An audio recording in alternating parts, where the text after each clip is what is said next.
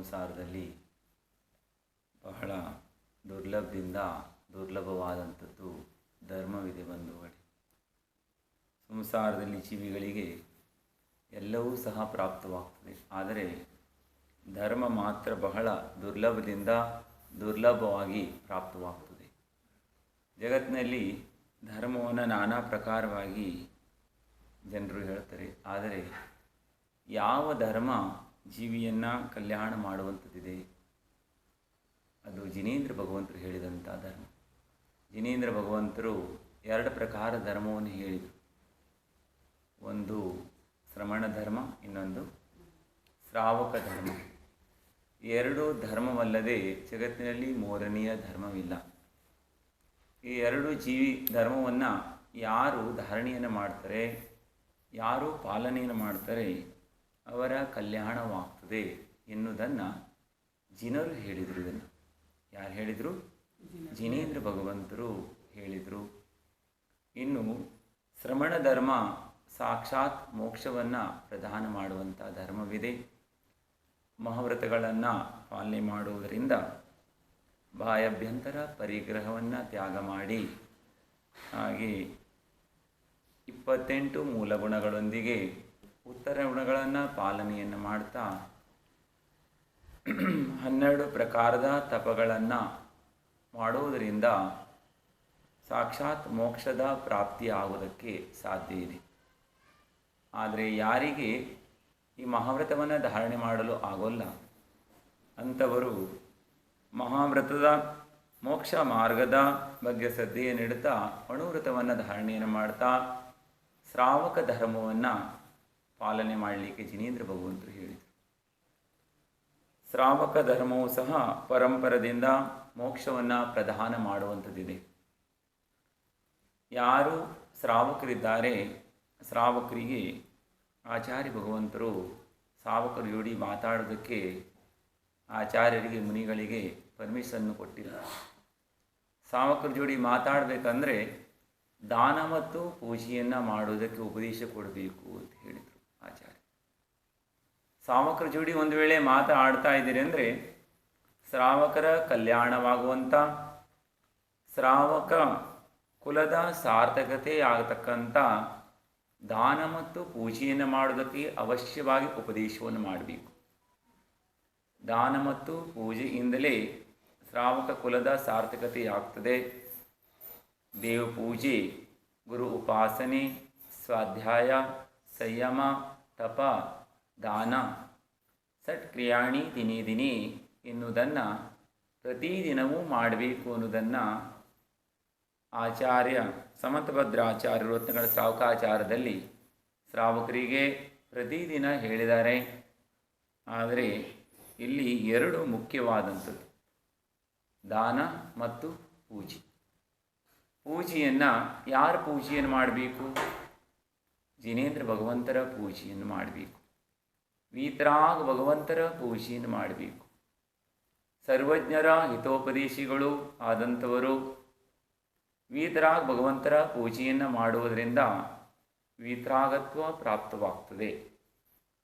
ಮತ್ತು ಪಂಚ ಪರಮೇಷ್ಠಿಗಳ ಪೂಜೆಯನ್ನು ಮಾಡೋದಕ್ಕೆ ಉಪದೇಶವನ್ನು ಮಾಡಿದರು.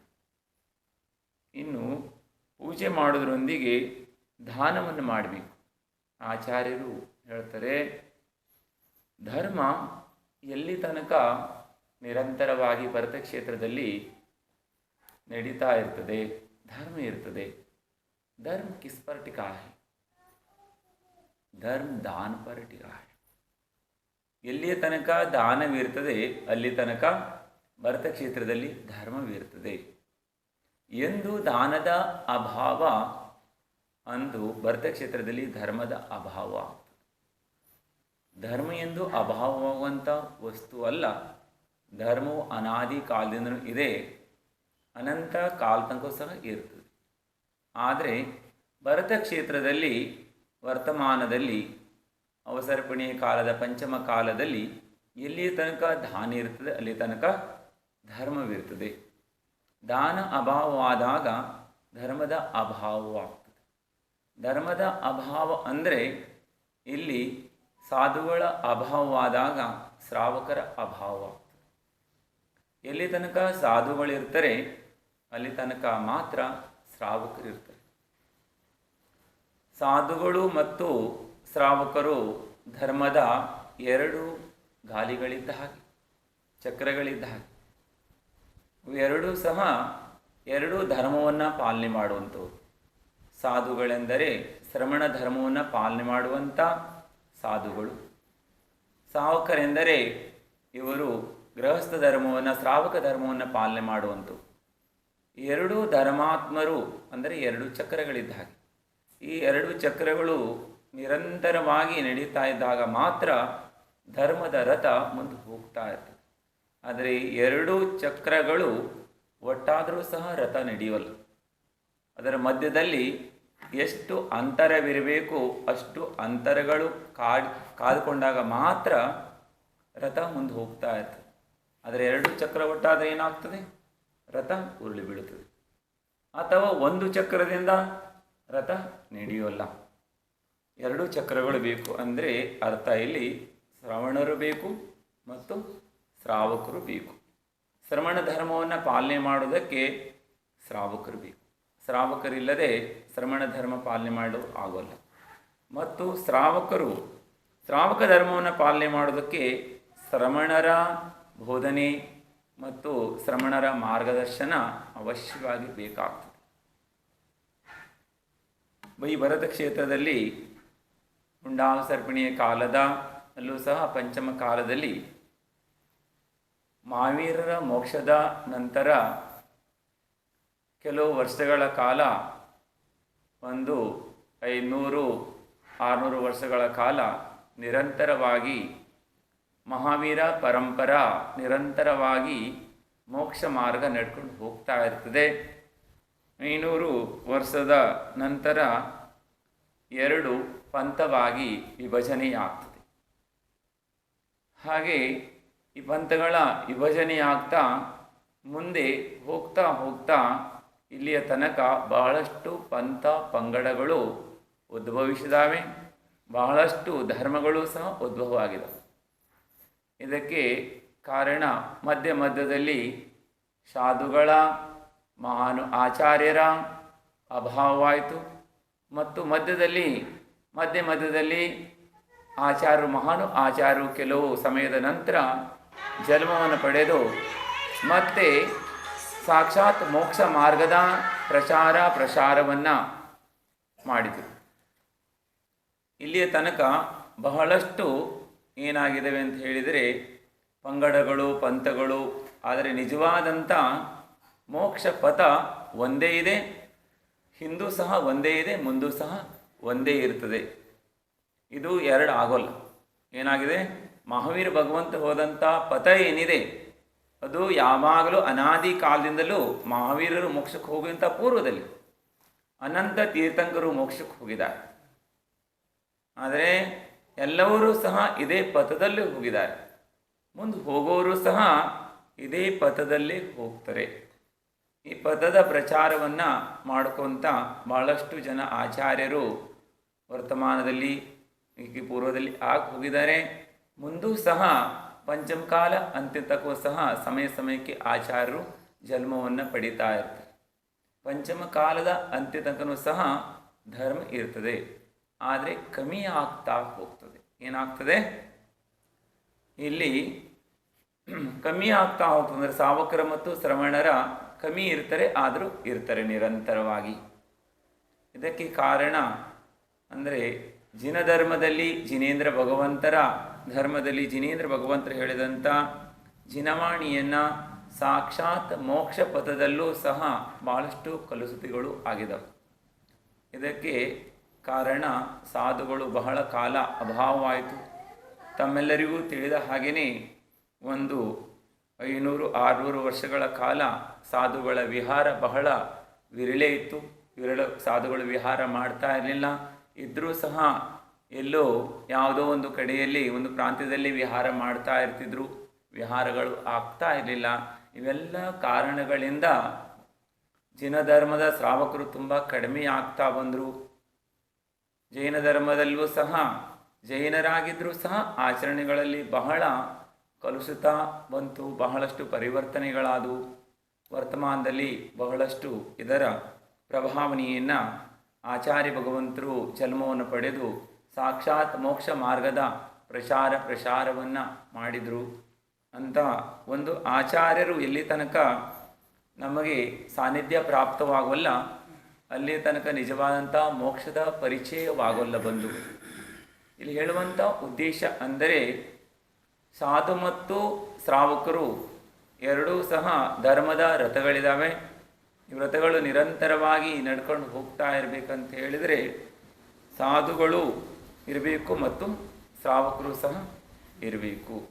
ಶ್ರಾವಕರಾದಂಥವರು ಸಟ್ಕ್ರಿಯೆಗಳನ್ನು ಇಂದು ಕಮ್ಮಿ ಆಗ್ತಾ ಇದ್ದಾವೆ.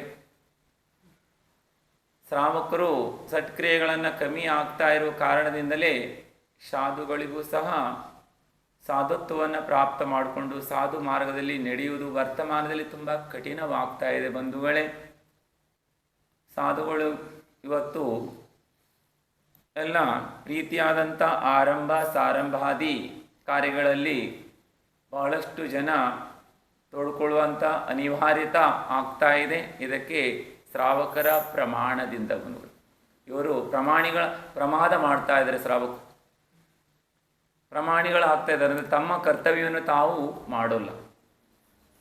ಶ್ರಾವಕರಾದವರು ತಮ್ಮ ಕರ್ತವ್ಯವನ್ನು ಮಾಡಿದರೆ ಸಾಧುಗಳಿಗೆ ಸಾಧು ಧರ್ಮವನ್ನು ಆಚರಣೆ ಮಾಡುವುದಕ್ಕೆ ನಿರ್ದೋಷವು ಪಾಲನೆ ಮಾಡಲಿಕ್ಕೆ ಸಾಧ್ಯ. ಆಚಾರ್ಯ ಭಗವಂತರು ಹೇಳ್ತಾರೆ, ಯಾರು ಸಟ್ಕ್ರಿಯೆಗಳನ್ನು ಪಾಲನೆ ಮಾಡ್ತಾರೆ ಅವರ ಪರಿಶುದ್ಧವಾಗಿರ್ತಾರೆ. ಸಟ್ಕ್ರಿಯೆಗಳನ್ನು ಪಾಲನೆ ಮಾಡುವಂಥದ್ದು ಪ್ರತಿದಿನ ಜಿನೇಂದ್ರ ಭಗವಂತರ ದರ್ಶನ ಮಾಡುವಂಥವರು, ಜಿನೇಂದ್ರ ಭಗವಂತರ ಪೂಜೆಯನ್ನು ಮಾಡುವಂಥವರು, ಕುಲಾಚಾರಗಳನ್ನು ಪಾಲನೆ ಮಾಡುವಂಥವರು ಬಹಳ ಅವರು ಶುದ್ಧವಾಗಿರ್ತಾರೆ. ಕುಲಾಚರಣ ಅಂತ ಹೇಳಿದರೆ ತಮ್ಮೆಲ್ಲರ ಕುಲ ಯಾವುದು ಅಂದರೆ ಜೈನ ಕುಲ. ಯಾವ ಕುಲ? ಜೈನ ಕುಲವಿದೆ. ಜಿನೇಂದ್ರ ಭಗವಂತರು ತಮ್ಮ ಕುಲದಲ್ಲಿ ಜನ್ಮವನ್ನು ಪಡೆದಿದ್ದರು. ನಿಮ್ಮ ಪೂರ್ವಜರು ಅದೇ ಅಂಶದಲ್ಲಿ ಜನ್ಮವನ್ನು ಪಡ್ಕೊಂಡು ಬಂದಿದ್ದರು. ತಾವು ಸಹ ಆ ಕುಲದಲ್ಲಿ ಜನ್ಮವನ್ನು ಪಡೆದಿದ್ರಿ. ಹಾಗಾಗಿ ನೀವು ಜೈನರಿದ್ದೀರಿ. ನಿಮ್ಮ ಕುಲ ಜೈನ ಕುಲವಿದೆ. ಜೈನ ಕುಲದಲ್ಲಿ ಜೈನ ಕುಲಾಚಾರಗಳು ಅಂದರೆ ಈ ಕುಲದಲ್ಲಿ ಜನ್ಮವನ್ನು ಪಡೆದಂಥ ಈ ಕುಲದವರು ಅನ್ನುವರೆಲ್ಲರೂ ಸಹ ಅವಶ್ಯವಾಗಿ ಅಂದರೆ ಕಡ್ಡಾಯವಾಗಿ ಪಾಲನೆ ಮಾಡಬೇಕಾದಂಥ ಕುಲಾಚಾರ. ಆಚಾರ ಅಂದರೆ ಆಚರಣೆ. ಇದು ಪ್ರತಿದಿನ ದೇವದರ್ಶನವನ್ನು ಮಾಡುವಂಥದ್ದು. ಕುಲಾಚಾರಗಳಲ್ಲಿ ಏನಿದೆ? ಕುಲದೇವರ ದರ್ಶನವನ್ನು ಮಾಡುವಂಥದ್ದು. ಕುಲದೇವರು ಯಾರು? ಜಿನೇಂದ್ರ ಭಗವಾನ್, ವೀತರಾಗ ಭಗವಂತರು, ತೀರ್ಥಂಕರು ಇವರು ಕುಲದೇವರಿದ್ದಾರೆ. ಜೈನ ಕುಲದವರ ಕುಲದೇವರು ಜಿನೇಂದ್ರ ಭಗವಾನರು. ಇನ್ನು ಕುಲದೇವರ ದರ್ಶನ ಮತ್ತು ರಾತ್ರಿ ಭೋಜನ ತ್ಯಾಗ, ನೀರು ಸೋಸಿ ಕುಡಿಯುವುದು. ಏನು ಮಾಡುವಂಥದ್ದು? ನೀರನ್ನು ಸೋಸಿ ಕುಡಿಯುವುದು.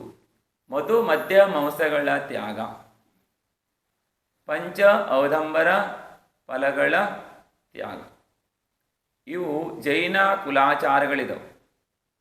ಪ್ರತಿಯೊಬ್ಬರೂ ಸಹ ಈ ಕುಲದವರು, ಈ ಕುಲದಲ್ಲಿ ಜನ್ಮ ಪಡೆದಂಥ ಪ್ರತಿಯೊಬ್ಬರೂ ಸಹ ಪಾಲನೆ ಮಾಡಲೇಬೇಕಾದಂಥದ್ದು. ಇನ್ನು ಸತ್ಕ್ರಿಯೆಗಳನ್ನು ಪಾಲನೆ ಮಾಡುವಂಥವರು ದೇವ ಪೂಜೆಯನ್ನು ಮಾಡೋದು. ಜಿನೇಂದ್ರ ಭಗವಂತರ ಪೂಜೆ.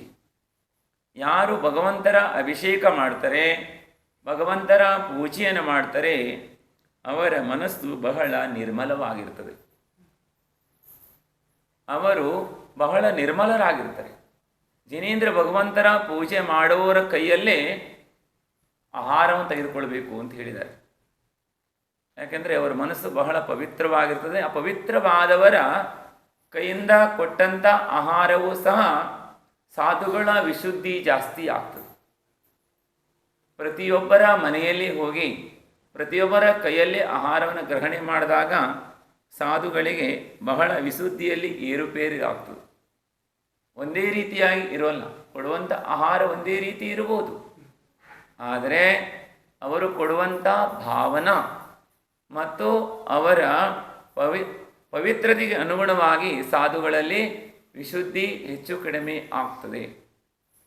ಪರಿಶುದ್ಧವಾಗಿ ಯಾರು ಇರ್ತಾರೆ ಅಂತ ಹೇಳಿದ್ರೆ ಭಗವಂತರ ಪೂಜೆಯನ್ನು ಮಾಡುವಂಥ ಜಿನೇಂದ್ರ ಭಗವಂತರ ಪೂಜೆ ಮಾಡೋದ್ರಿಂದ ಅವರ ಮನಸ್ಸು ನಿರ್ಮಲವಾಗ್ತದೆ. ಮತ್ತು ಜಿನಗಂಧೋದಕವನ್ನು ಮಸ್ತಕಕ್ಕೆ ಹಚ್ಕೊಳ್ಳೋದ್ರಿಂದ ಅವರಲ್ಲಿ ತಲೆಯಲ್ಲೂ ಸಹ ಬಹಳ ಪವಿತ್ರತಾ ಶುದ್ಧ ವಿಚಾರಗಳು ಬರ್ತವೆ. ಜಿನೇಂದ್ರ ಭಗವಂತರ ಪೂಜೆ ಪ್ರತಿದಿನ ಮಾಡಬೇಕು. ಪ್ರತಿದಿನ ಯಾರು ಪೂಜೆ ಮತ್ತು ದಾನವನ್ನು ಮಾಡೋಲ್ಲ, ಸಾವಕಾಚಾರದಲ್ಲಿ ಪ್ರಶ್ನೋತ್ತರ ಸಾವಕಾಚಾರದಲ್ಲಿ ಆಚಾರ್ಯರು ಹೇಳ್ತಾರೆ, ದಾನ ಪೂಜೆಯನ್ನು ಮಾಡದವರು ಆಚಾರ್ಯ ಹೇಳ್ತಾರೆ ಪಶುವಿಗೆ ಸಮಾನ ಅಂತ ಹೇಳ್ತಾರೆ. ಏನು ಹೇಳ್ತಾರೆ ಆಚಾರ್ಯರು? 2 ಕಾಲು ಪಶುಗಳೇ ಇದ್ದ ಹಾಗೆ ಅಂತ. ಅಂದರೆ ನೀವು ಪಶು ಮಾಡುವಂಥ ಕ್ರಿಯೆ ನೀವೆಲ್ಲ ಮಾಡ್ತಾ ಇದ್ದೀರಿ ಬಂಧುಗಳೇ, ಆದರೆ ಪಶು ಮಾಡದೇ ಇರುವಂಥ ಕ್ರಿಯೆಯನ್ನು ಮಾಡುವಂಥವರಿದ್ದೀರಿ. ಪಶು ದಾನ ಮತ್ತು ಪೂಜೆಯನ್ನು ಮಾಡೋಲ್ಲ. ಪಶುಗಳು ಕೇಳಬಹುದು.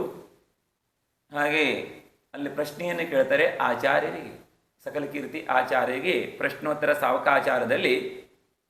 ಆಗ ಪ್ರಶ್ನೆಯನ್ನು ಕೇಳ್ತಾರೆ ಶಿಷ್ಯ, ಆಚಾರ್ಯರೇ, ಆದರೆ ಪಶು ಮಾಡುವಂಥ ಕ್ರಿಯೆ ಆತ ಹೇಳ್ತಾನೆ, ಒಂದು ಸಂತಾನಕ್ಕೆ ಜನ್ಮವನ್ನು ಕೊಡ್ತೀವಿ ನಾವು ಅಂತ ಹೇಳ್ತಾನೆ ಆತ.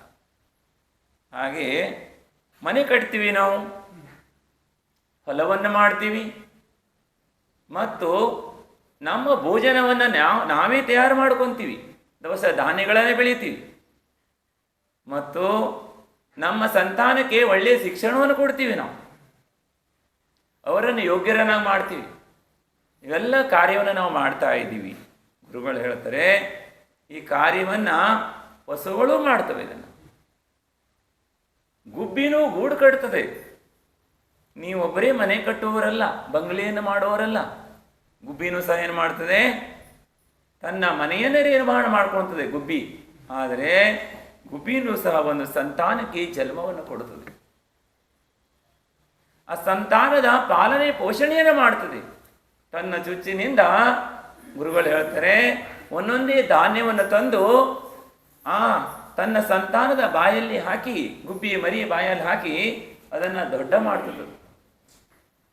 ಅಷ್ಟೇ ಅಲ್ಲ, ಮುಂದೆ ಹೇಗೆ ಬದುಕಬೇಕು ಜೀವನವನ್ನು ಅನ್ನೋದನ್ನು ಸಹ ಕಲಿಸ್ತದೆ. ಹಾರುವಂಥ ಕಲೆಯನ್ನು ಕಲಿಸ್ತದೆ ಗುಬ್ಬಿ. ಮತ್ತು ಯಾವ ರೀತಿಯಾಗಿ ವೈರಿಗಳಿಂದ ಉಳ್ಕೊಂಡು ಜೀವನವನ್ನು ಸಾಗಿಸಬೇಕು ಅನ್ನೋದನ್ನು ಅದನ್ನು ಸಹ ಕಲಿಸ್ತದೆ. ಇವೆಲ್ಲವೂ ಸಹ ಗುಬ್ಬಿನೂ ಕಲಿಸ್ತದೆ, ಪಶುಗಳು ಸಹ ಮಾಡ್ತವೆ. ಆದರೆ ಯಾರು ದಾನ ಮತ್ತು ಪೂಜೆ ಮಾಡೋಲ್ಲ ಅವರು ಪಶುಗಳಿಗೆ ತುಲ್ಯ, ಅಂದರೆ ಪಶು ಸಮಾನರಿದ್ದಾರೆ. ಪಶುಗಳು ಮಾಡದೇ ಇರುವಂಥ ಕ್ರಿಯೆ ಅಂದರೆ ದಾನ ಮತ್ತು ಪೂಜೆಯನ್ನು ಪಶುಗಳು ಮಾಡೋಲ್ಲ, ಮನುಷ್ಯರು ಮಾತ್ರ ಮಾಡಲಿಕ್ಕೆ ಸಾಧ್ಯ. ಮನುಷ್ಯರಲ್ಲೂ ಸಹ ಸತ್ಕುಲದಲ್ಲಿ ಜನ್ಮ ಪಡೆದಂಥವರು, ಸದ್ಬುದ್ಧಿ ಇದ್ದಂಥವರು ಮತ್ತು ಯಾರಿಗೆ ಸತ್ಸಂಗ ಪ್ರಾಪ್ತವಾಗಿದೆ ಅಂತ ಭವ್ಯಾತ್ಮರಾದಂಥ ಶ್ರಾವಕರೆಂದರೆ ಶ್ರದ್ಧಾವಾನರು, ವಿವೇಕವಾನರು, ಕ್ರಿಯಾವಂತರು, ಅಂತ ಕ್ರಿಯೆಯನ್ನು ಮಾಡುವಂಥವರು. ಅಂಥ ಶ್ರಾವಕರು ಮಾತ್ರ ದಾನ ಮತ್ತು ಪೂಜೆಯನ್ನು ಮಾಡ್ತಾರೆ. ಜಿನೇಂದ್ರ ಭಗವಂತರ ಪೂಜೆಯನ್ನು ಪ್ರತಿದಿನ ಮಾಡಬೇಕು. ಜಿನೇಂದ್ರ ಭಗವಂತರ ದರ್ಶನ ಮಾಡದೆ ಬಾಯಿಗೆ ಒಂದು ತೊಟ್ಟು ನೀರು ಹಾಕಬಾರ್ದು ಬಂಧುಗಳೇ. ಬಹು ಪುಣ್ಯದಿಂದ, ಬಹಳಷ್ಟು ಜನ್ಮಗಳ ಪುಣ್ಯದಿಂದ ಬಂಧುಗಳೇ ಇಂಥ ಉತ್ತಮವಾದಂಥ ಕುಲ ಪ್ರಾಪ್ತವಾಗಿದೆ. ಜೈನ ಕುಲ ಪ್ರಾಪ್ತವಾಗಿದೆ. ಕುಲದೇವರ ದರ್ಶನ ಮಾಡದೆ ಬಾಯಿಗೆ ನೀರು ಹಾಕಬಾರದು. ಇನ್ನು ಜಿನೇಂದ್ರ ಭಗವಂತನ ಅಭಿಷೇಕ ಮಾಡಬೇಕು, ಅಷ್ಟದ್ರವ್ಯದಿಂದ ಪೂಜೆಯನ್ನು ಮಾಡಬೇಕು, ಅಷ್ಟ ಕರ್ಮಗಳನ್ನು ನಾಶ ಮಾಡುವುದಕ್ಕಾಗಿ. ಮತ್ತು ಸತ್ಪಾತ್ರಕ್ಕೆ ದಾನವನ್ನು ಮಾಡಬೇಕು. ಸತ್ಪಾತ್ರಗಳು ಉತ್ತಮ, ಮಧ್ಯಮ, ಜಗನ್ಯವಾದಂಥ ಪಾತ್ರಗಳಿದ್ದಾವೆ. ಈ ಪಾತ್ರಗಳಿಗೆ ದಾನವನ್ನು ಮಾಡಬೇಕು. 4 ಪ್ರಕಾರ ದಾನಗಳು ಹೇಳಿದ್ದಾರೆ. ಆಹಾರ ದಾನ, ಔಷಧಿ ದಾನ, ಹಾಗೆ ಶಾಸ್ತ್ರದಾನ, ಅಭಯದಾನ ಎನ್ನುವಂಥ 4 ಪ್ರಕಾರ ದಾನ ಇದೆ. ಎಲ್ಲ ದಾನವೂ ಸಹ ಶ್ರೇಷ್ಠವಾದಂಥದ್ದಿದೆ. ಆದರೆ ಎಲ್ಲದಕ್ಕಿಂತಲೂ ಶ್ರೇಷ್ಠವಾದಂಥ ದಾನವೆಂದರೆ ಶಾಸ್ತ್ರದಲ್ಲಿ ಹೇಳಿದರೆ ಆಹಾರ ದಾನ. ಆಹಾರ ದಾನವನ್ನು ಮಾಡುವುದರಿಂದ ಎಲ್ಲ ದಾನವೂ ಆಗ್ತದೆ, 4 ಪ್ರಕಾರ ದಾನವೂ ಆಗ್ತದೆ ಅಂತ ಹೇಳಿದರು. ಆಹಾರ ದಾನವನ್ನು ಮಾಡುವುದರಿಂದ ಅವರಿಗೆ 10 ಪ್ರಾಣಗಳ ದಾನ ಮಾಡಿದಂಗೆ ಆಗ್ತದೆ. ಮತ್ತು ಆಹಾರ ದಾನವನ್ನು ಮಾಡಿದ್ರಿಂದ ರತ್ನತ್ರಯವನ್ನು ನಿರ್ದೋಷವಾಗಿ ಪಾಲನೆ ಮಾಡಲಿಕ್ಕೆ ಸಾಧ್ಯ. ಸ್ವಾಧ್ಯಾಯವನ್ನು ಮಾಡ್ತಾರೆ. ಆಹಾರ ದಾನವನ್ನು ಮಾಡಿ ಸಾಧುಗಳು ಸ್ವಾಧ್ಯಾಯವನ್ನು ಮಾಡ್ತಾರೆ, ಅವರಿಗೆ ಶಾಸ್ತ್ರದಾನ ಮಾಡಿದಷ್ಟೇ ಪುಣ್ಯವಾಗ್ತದೆ. ಆಹಾರ ದಾನವನ್ನು ಮಾಡುವಾಗ ದಾತನು ಪಾತ್ರದ ವಿಶೇಷವನ್ನು ತಿಳಿದು ದಾನವನ್ನು ಮಾಡಲಿಕ್ಕೆ ಹೇಳಿದ್ದಾರೆ. ಇಲ್ಲ, ದಾನ ಮಾಡುವಂಥ ದಾತಾರನಲ್ಲಿ 7 ಗುಣಗಳಿರಬೇಕು ಮತ್ತು 9 ಭಕ್ತಿ ಇರಬೇಕು. ಅದರಲ್ಲಿ ಎಲ್ಲ ಗುಣಗಳಲ್ಲೂ ಸಹ ಬಹಳ ಹಸಿರಾಗಿರುವಂಥ ಗುಣ ಅಂದರೆ ವಿವೇಕ ಅನ್ನುವಂಥ ಗುಣ, ಅಂದರೆ ವಿಜ್ಞಾನ ಅಂತ ಹೇಳ್ತಾರೆ. ವಿವೇಕ ಗುಣದೊಂದಿಗೆ ದಾನ ಮಾಡುವಂಥ ದಾತಾರರು ಪಾತ್ರವು ಯಾವ ಪಾತ್ರವಿದೆ, ಅವರು ವೃದ್ಧರಿದ್ದಾರೋ, ಜವಾನರಿದ್ದಾರೋ ಅಥವಾ ರೋಗಿ ಇದ್ದಾರೋ ಎಲ್ಲವನ್ನ ತಿಳಿದು, ಯಾವ ದೇಶ ಕಾಲ ಇದನ್ನು ತಿಳಿದು ಅದಕ್ಕೆ ಅನುಗುಣವಾಗಿ, ಅಂದರೆ ಅವರು ರತ್ನತ್ರಯವನ್ನು ಪಾಲನೆ ಮಾಡೋದಕ್ಕೆ ಅನುಗುಣವಾದಂಥ ಆಹಾರವನ್ನು ಕೊಡುವಂಥದ್ದು. ಇದು ವಿವೇಕವಾದಂಥ ವಿವೇಕ ಗುಣ ಅಂತ ಹೇಳ್ತಾರೆ. ಅಂದರೆ ಇದು ಯಾವ ರೀತಿ ದಾನ ಮಾಡುವಂಥ ದಾತಾರನು ಯಾವುದೇ ರೀತಿಯಾದಂಥ ಫಲಾಪೇಕ್ಷೆ ಇಲ್ಲದೆ ನಿರಾಪೇಕ್ಷ ಭಾವದಿಂದ ದಾನವನ್ನು ಮಾಡಬೇಕು. ದಾನ ಮಾಡುವಂಥ ಶ್ರಾವಕಿಯವರು ಹೇಗಿರಬೇಕು ಅಂತ ಹೇಳಿದರೆ, ಸಣ್ಣ ಮಗುವಿಗೆ ಯಾವ ರೀತಿ ಆಹಾರವನ್ನು ಕೊಡ್ತೀರಿ ಹಾಗೆಯೇ ಸಾಧುಗಳಿಗೆ ಆಹಾರ ಕೊಡಬೇಕು ಅಂತ ಹೇಳಿದ್ರೆ, ಆಹಾರವನ್ನು ದಾನ ಮಾಡುವಾಗ ತಾಯಿಯಾಗಿ ದಾನವನ್ನು ಮಾಡಬೇಕು. ಏನು ಮಾಡಬೇಕು? ತಾಯಿಯಾಗಿ ಆಹಾರವನ್ನು ಕೊಡು. ತಾಯಿ ಕೈಯಲ್ಲಿ ವಿಷವನ್ನು ಕೊಟ್ಟರೂ ಸಹ ಅಮೃತವಾಗ್ತದೆ. ಏನಾಗ್ತದೆ ಅದು? ಭೋಜನಂ ಮಾತ್ರ ಹಸ್ತಂ. ಭೋಜನ ಯಾರ ಕೈಯಲ್ಲಿ ಮಾಡಬೇಕು? ತಾಯಿಯ ಕೈಯಲ್ಲಿ ಭೋಜನವನ್ನು ಮಾಡಬೇಕು ಅಂತ ಹೇಳ್ತಾರೆ ಶಾಸ್ತ್ರದಲ್ಲಿ. ಆಹಾರವನ್ನು ಕೊಡುವಾಗ ಮುನಿಗಳಿಗೆ ತಾಯಿಯಾಗಿ ಆಹಾರವನ್ನು ಕೊಡಬೇಕು. ಮತ್ತು ಮಗುವಿನ ಯಾವ ರೀತಿ ಯೋಗಕ್ಷೇಮಗಳನ್ನು ತಾಯಿಯೇ ಚೆನ್ನಾಗಿ ಅರ್ಥ ಮಾಡ್ಕೊಳ್ತಾಳೆ, ಬೇರೆಯವರಿಗೆ ಅರ್ಥವಾಗೋಲ್ಲ. ಮಗುವಿನ ಭಾಷೆಯನ್ನು ಪೂರ್ಣವಾಗಿ ಅರ್ಥ ಯಾರು ಮಾಡ್ಕೊಳ್ತಾರೆ? ತಾಯಿ ಮಾತ್ರ ಮಾಡ್ಕೊಳ್ಳಿಕ್ಕೆ ಸಾಧ್ಯ, ಬೇರೆಯವರಿಗೆ ಮಾಡಲು ಆಗುವುದಿಲ್ಲ. ಹಾಗೆ ಅವರ ಪ್ರಕೃತಿಗೆ ಅನುಗುಣವಾಗಿ ಆಹಾರವನ್ನು ಕೊಡುವಂಥದ್ದು. ಯಾರೋ ಒಂದು ಆಹಾರವನ್ನು ಕೊಟ್ಟರು ಅಂದರೆ ಅದೇ ಆಹಾರವನ್ನು ನಾನು ಕೊಡಬೇಕು ಅಂತಿಲ್ಲ. ಅಥವಾ ಯಾರೇ ಒಬ್ಬರು ಸಾಧುಗಳಿಗೆ ಯಾವೊಂದು ಆಹಾರವನ್ನು ಕೊಟ್ಟರು ಅದೇ ಆಹಾರವನ್ನು ಕೊಡಬೇಕು ಅಂತೇಳಿ ಏನು ನಿಯಮ ಇಲ್ಲ.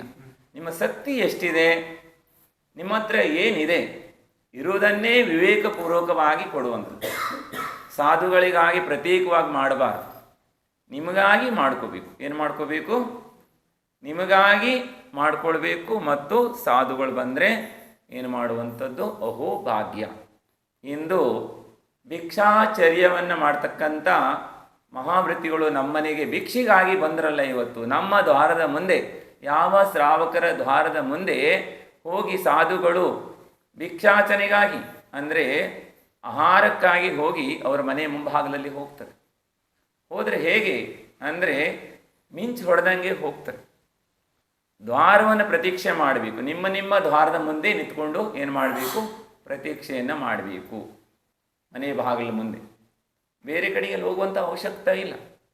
ಮನೆ ಬಾಗಿಲು ನಿಂತ್ಕೊಂಡು ಏನು ಮಾಡಬೇಕು? ದ್ವಾರ ಪ್ರತೀಕ್ಷೆಯನ್ನು ಸಾಧುಗಳು ಬರುವಂಥ ಸಮಯದಲ್ಲಿ ಬಹಳ ಆದರಪೂರ್ವಕವಾಗಿ ಭಕ್ತಿಯಿಂದ ಅವರನ್ನು ಆಮಂತ್ರಿಸುವಂಥದ್ದು.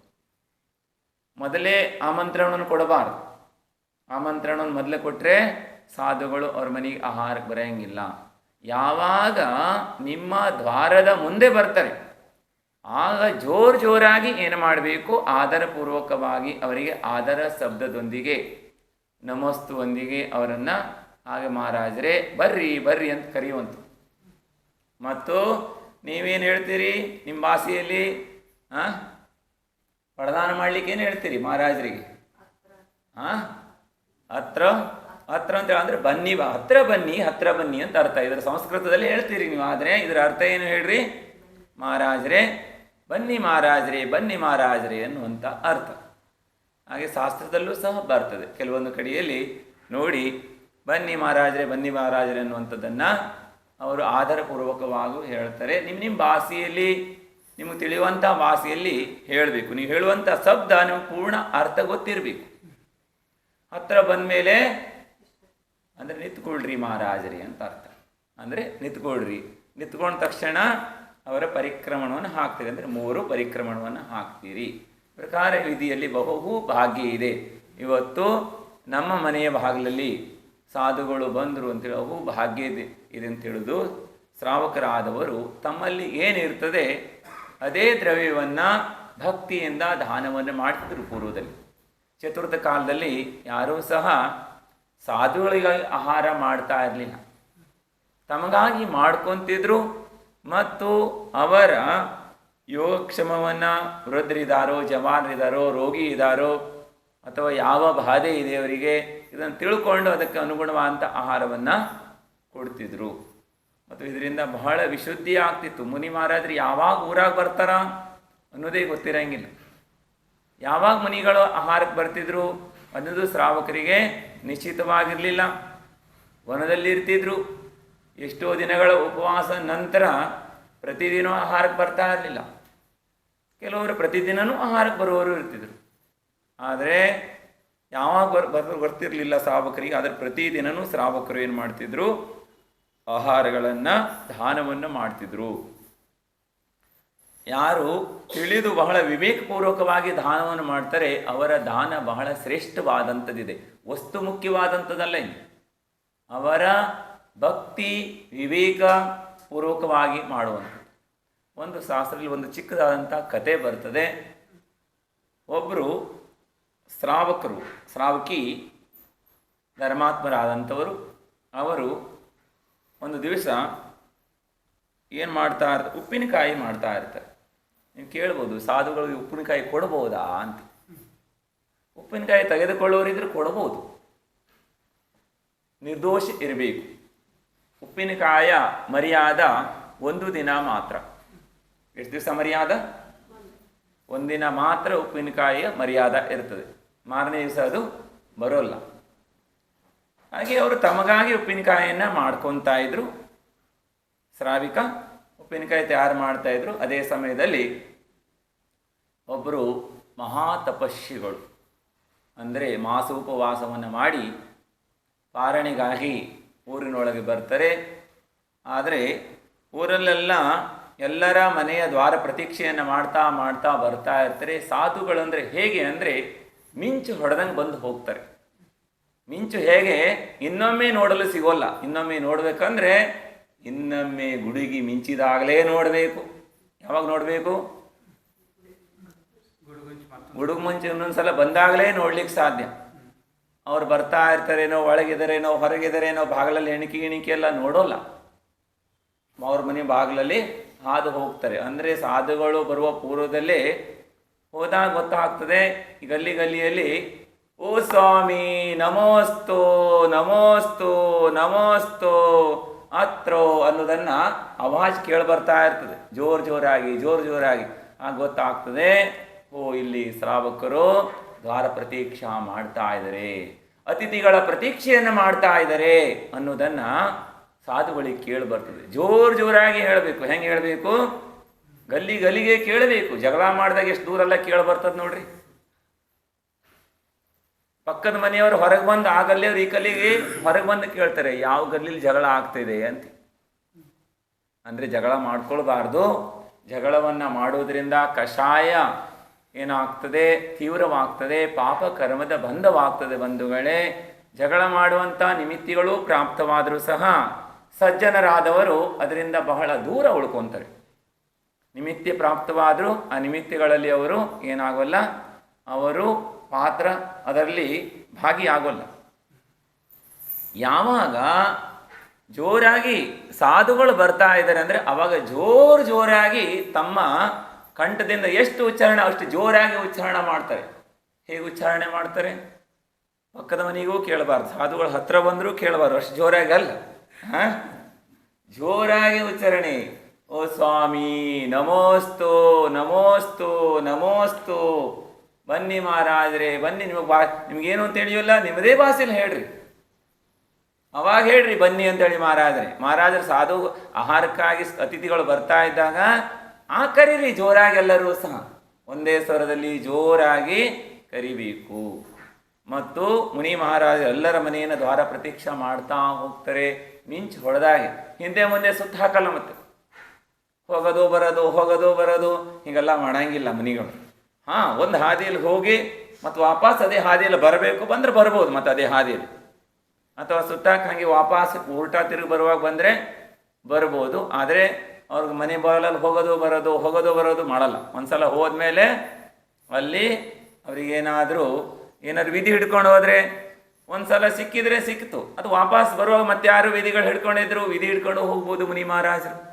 ಇಂಥದನ್ನು ನೋಡಿದರೆ ಇವತ್ತಿಲ್ಲಿ ಪಡದಾನವನವ್ರ ಮನೆಗೆ ಹೋಗುವಂಥದ್ದು, ಇಂಥ ವಸ್ತುವನ್ನು ನೋಡಿದರೆ, ಇಂಥ ವ್ಯಕ್ತಿ ನಿಂತ್ಕೊಂಡ್ರೆ, ಇಂಥವರೇ ಇದ್ದರೆ ಇಂಥ ನಿಯಮ ತಗೊಂಡು ಹೋಗೋದು. ಬಹಳಷ್ಟು ನಿಯಮಗಳಿದ್ದಾವೆ, ಸಾಧುಗಳು ಹೇಳೋಲ್ಲ. ಅದನ್ನು ನಿಯಮಗಳನ್ನು ಪ್ರತಿದಿನ ಇಟ್ಕೊಂಡ್ರೆ ಇರ್ಬೋದು, ಯಾವಾಗ ಬೇಕಾದರೂ ಇಟ್ಕೊಳ್ಬೋದು, ಆದರೆ ಸಿಕ್ಕಿದ್ರೆ ಹೇಳೋಲ್ಲ, ಸಿಗದಿದ್ರೂ ಸಹ ನಿಯಮಗಳನ್ನು ಯಾರಿಗೂ ಹೇಳೋಕೆ ಹೋಗೋಲ್ಲ ಅವರು.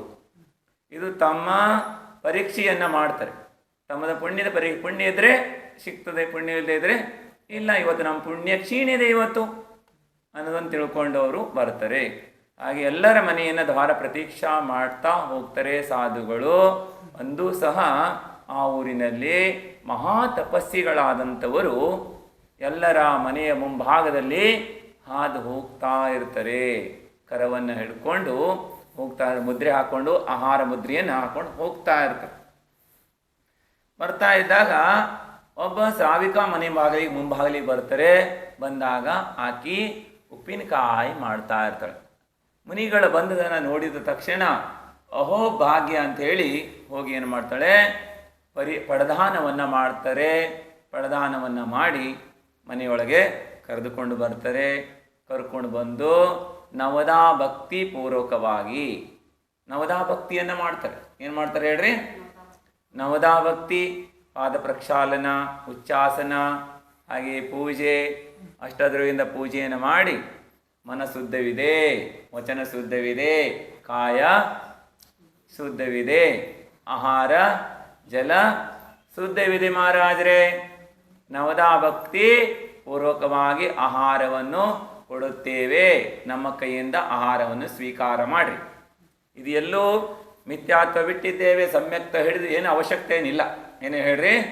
ಇವೆಲ್ಲೂ ನಮಗೆ ಬೇಕಾದ ನವದಾ ಭಕ್ತಿ ಅಷ್ಟೇ. ಏನು ಹೇಳ್ರಿ? ನೀವಂತೂ ಸಮ್ಯ ದೃಷ್ಟಿಗಳಿದ್ದೀರಿ, ಶ್ರಾವಕರಿದ್ದೀರಿ, ನೀವು ಶ್ರದ್ಧಾವಾನ್ರು, ವಿವೇಕವಾನ್ರು, ಕ್ರಿಯಾವಾನ್ರು, ಗುರುತೈತೆ ನಮಗೆ. ನೀವಲ್ಲಿ ಚೌಕದಾಗಿ ಹೇಳೋ ಅವಶ್ಯಕತೆ ಇಲ್ಲ. ಸಮ್ಯಕ್ತ ಬಿಟ್ಟಿದ್ದಿ, ಮಿಥ್ಯಾತ್ವ ಹಿಡ್ಕೊಂಡಿದ್ವಿ, ಮಿಥ್ಯಾತ್ವ ಬಿಟ್ಟಿದ್ದಿ.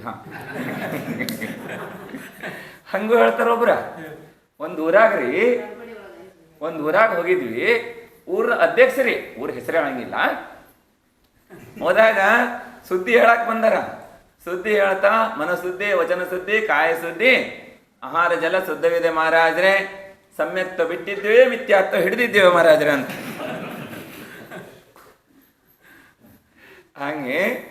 ಹಾಗೆ ಪಕ್ಕದಾಗ ಒಬ್ಬರು ನಿಂತ್ಕೊಂಡಂತ ಚಲೋ ಹೇಳಿದೆ ನೀನನ್ನ. ನಾವೇನು ಹೇಳಿದ್ರು ಸುಮ್ಮನೆ ಕೇಳೋಕಷ್ಟೇ. ಅವ್ರು ಏನು ಹೇಳಿದ್ರು ನೋಡ್ರಿ, ಆಹಾರಕ್ಕೆ ಹೋದಾಗ ಶ್ರಾವಕರು ಏನೇ ಹೇಳಿ ಏನೇ ಮಾಡಲಿ ಕೇಳೋದಷ್ಟ. ಮತ್ತು ನಾವೇನು ಹೇಳಕ್ಕೆ ಬರೋಂಗಿಲ್ಲ, ಮತ್ತು ನಗಾಡಂಗಿಲ್ಲ. ನಗಾಡಿದ್ವಿ ಎಲ್ಲರೂ ನಗಾಡಕ್ಕೆ ಶುರು ಮಾಡ್ತಾರೆ. ಗಂಭೀರವಾಗಿರ್ಬೇಕು. ಆಹಾರ ಸಮಯದಲ್ಲಿ ಯಾವಾಗಲೂ ಸಹ ಗಂಭೀರವಾಗಿರ್ಬೇಕಾಗ್ತದೆ. ಶ್ರಾವಕರು ಏನು ಹೇಳಿದ್ರು ಸಹ, ಏನು ಮಾಡಿದ್ರು ಸಿಟ್ಟು ಆಗಬಾರ್ದು, ನಾವು ಏನು ಮಾಡಿದ್ರು ಖುಷಿನೂ ಆಗಬಾರ್ದು. ನಾವೇನಾದ್ರು ಸ್ವಲ್ಪ ಮುಸ್ಕುರ ಆಡಿದೀವಿ ಮುಖನ, ಅವ್ರೇನು ಬಿದ್ದು ನಗಾಡಕ್ಕೆ ಶುರು ಮಾಡ್ತಾರೆ ಶ್ರಾವಕರ. ಹಾಗಾಗಿ ನಗಾಡಬಾರ್ದು ಅಂತ ಹೇಳಿದ್ದಾರೆ. ಆದರೆ ಏನಾದರೂ ಅಷ್ಟೇ ಸ್ವಲ್ಪ ಮುಸ್ಕುರಾತ ಅಷ್ಟೇ ಇರುತ್ತದೆ, ಆದರೂ ಸಿಟ್ಟು ಮಾಡ್ಕೊಳ್ಳೋಂಗಿಲ್ಲ ಮುನಿ ಮಹಾರಾಜರು. ಹಾಗೆಯೇ ಹಿಂಗೂ ಹೇಳೋರು ಇರ್ತಾರೆ, ಆದರೆ ಇದು ಅವಶ್ಯಕತೆ ಇಲ್ಲ. ಏನು ಹೇಳ್ರಿ, ಸಮ್ಯಕ್ತ್ವ ಮಿಥ್ಯಾತ್ವದೆಲ್ಲ ಹೇಳುವಂಥ ಅವಶ್ಯಕತೆ ಇಲ್ಲ. ಮತ್ತು ರಾತ್ರಿ ಭೋಜನ, ಹಾಗೆ ರಾತ್ರಿ ಭೋಜನ ತ್ಯಾಗ ಇರಬೇಕು. ಏನಿರಬೇಕು ಹೇಳ್ರಿ, ಆಹಾರ ಕೊಡುವಂಥವ್ರು ಎಲ್ಲರಿಗೂ ಸಹ ರಾತ್ರಿ ಭೋಜನ ತ್ಯಾಗ ಇರಬೇಕು, ಫಾಸ್ಟ್ ಫುಡ್ ತ್ಯಾಗ ಇರಬೇಕು, ಪ್ರತಿದಿನ ದೇವ ದರ್ಶನ ಮಾಡೋರು ಆಗಿರಬೇಕು, ನೀರು ಸೋಸಿ ಕುಡಿಯೋರು ಆಗಿರಬೇಕು, ಕುಲಾಚಾರವನ್ನು ಪಾಲನೆ ಮಾಡೋರು ಆಗಿರಬೇಕು. ಅಂಥವರೇ ಈ ಕುಲದ ಗುರುಗಳಿಗೆ ಆಹಾರ ಕೊಡುವುದಕ್ಕೆ ಯೋಗ್ಯರಾಗಿರ್ತಾರೆ. ಅವಶ್ಯವಾಗಿ ಎಲ್ಲ ಪಾಲನೆ ಮಾಡಲೇಬೇಕು. ಅಹೋ ಭಾಗ್ಯ, ಇಂಥ ಕುಲದಲ್ಲಿ ಜನ್ಮ ಪಡೆದಿದ್ರಿ ಬಂಧುಗಳೇ ನೀವು. ಇಂಥ ಕುಲದಲ್ಲಿ ಜನ್ಮ ಪಡೆದು ಬಾಕಿಯವರೆಲ್ಲರೂ ಸಹ ಬಹಳ ಭಾವನೆ ಮಾಡ್ತಾರೆ, ನಮಗೆ ಸಿಕ್ಕಿಲ್ವಲ್ಲ ಜೈನ ಕುಲ, ನಮಗೆ ಸಿಕ್ಕಿಲ್ವಲ್ಲ ಅಂತೇಳಿ. ಆದರೆ ನೀವು ಸಿಕ್ಕಿದ್ರಿ ಅಂದರೆ ನೀವೆಂಥ ಭಾಗ್ಯವಾನ್ರಿದ್ದೀರಿ, ಪಾಲನೆ ಮಾಡಲೇಬೇಕು ಅವಶ್ಯವಾಗಿ. ಹಾಗೆಯೇ ಮುನಿ ಮಹಾರಾಜರು ಎಲ್ಲರ ಮನೆಯ ದ್ವಾರ ಪ್ರತೀಕ್ಷಾ ಮಾಡ್ತಾ ಆ ಶ್ರಾವಿಕಾ ಮನೆ ಬಾಗಿಲು ಹೋದಾಗ ಆಕೆ ದ್ವಾರದಲ್ಲಿ ಮುಂದೆ ಪಡದಾನವನ್ನು ಮಾಡಿ ಮುನಿಗಳಿಗೆ ನವದಾ ಭಕ್ತಿ ಪೂರ್ವಕವಾಗಿ ಆಹಾರವನ್ನು ಕೊಡ್ತಾಳಾಕೆ. ಏನು ಆಹಾರ ಅಂತ ಹೇಳಿದರೆ, ಆಕೆ ಉಪ್ಪಿನಕಾಯನ್ನು ತಯಾರು ಮಾಡಲು ಸ್ವಲ್ಪ ತನಗಾಗಿ ಭೋಜನನೂ ಮಾಡ್ಕೊಂಡಿಲ್ಲ. ಆಕೆ ಏನು ಮಾಡಿದ್ಲು, ಭೋಜನ ಇತ್ತು, ಉಪ್ಪಿನಕಾಯಿ ತನಗೇ ಮಾಡ್ತಾ ಇದ್ಲು. ಮತ್ತು ನೋಡ್ತಾಳೆ ಆಕೆ, ಅಂದರೆ ಆಕೆ ತಾಯಿ ಆಗಿದ್ಲು. ಏನಾಗಿಲ್ಲ ಹೇಳ್ರಿ, ತಾಯಿ ಆಗಿದ್ಲ ಆಕೆ. ಗೊತ್ತಾಗ್ತದೆ ತಾಯಿಗೆ ಮಗುವಿನ ಪ್ರಕೃತಿ ಗೊತ್ತಾಗೇ ಬಿಡ್ತಿತ್ತು. ನೋಡ್ತಾಳೆ, ಮುನಿ ಮಹಾರಾಜರಿಗೆ ತುಂಬ ಶೀತ ಆಗಿದೆ, ಜ್ವರ ಬಂದಿದೆ. ಏನಾಗಿದೆ, ಜ್ವರ ಬಂದಿದೆ, ಶೀತ ಆಗಿದೆ, ನಡುಗ್ತಾ ಇದ್ದಾರೆ ಮಹಾರಾಜರು. ಆದರೂ ಸಹ ಸದೃಢರಾಗಿದ್ದಾರೆ. ಶರೀರ ಅಷ್ಟು ಕಂಪಿಸ್ತಾ ಇದ್ರು ಸಹ ಆತ್ಮ ದೃಢವಾಗಿದೆ. ಹಾಗೆ ಆಕಿ ಏನು ಮಾಡ್ತಾಳೆ, ಬಿಸಿ ಬಿಸಿ ನೀರನ್ನು ಕೊಡ್ತಾಳೆ. ಮುನಿ ಮಹಾರಾಜರು ಬಿಸಿ ನೀರನ್ನು ಗ್ರಹಣೆಯನ್ನು ಮಾಡ್ತಾರೆ. ಬಿಸಿ ನೀರು ಗ್ರಹಣೆ ಮಾಡಿದ ತಕ್ಷಣ ಆಕೆ ಏನು ಮಾಡ್ತಾಳೆ, ಉಪ್ಪಿನಕಾಯಿಯನ್ನು ಮಾಡಿಟ್ಟಿದ್ಲು.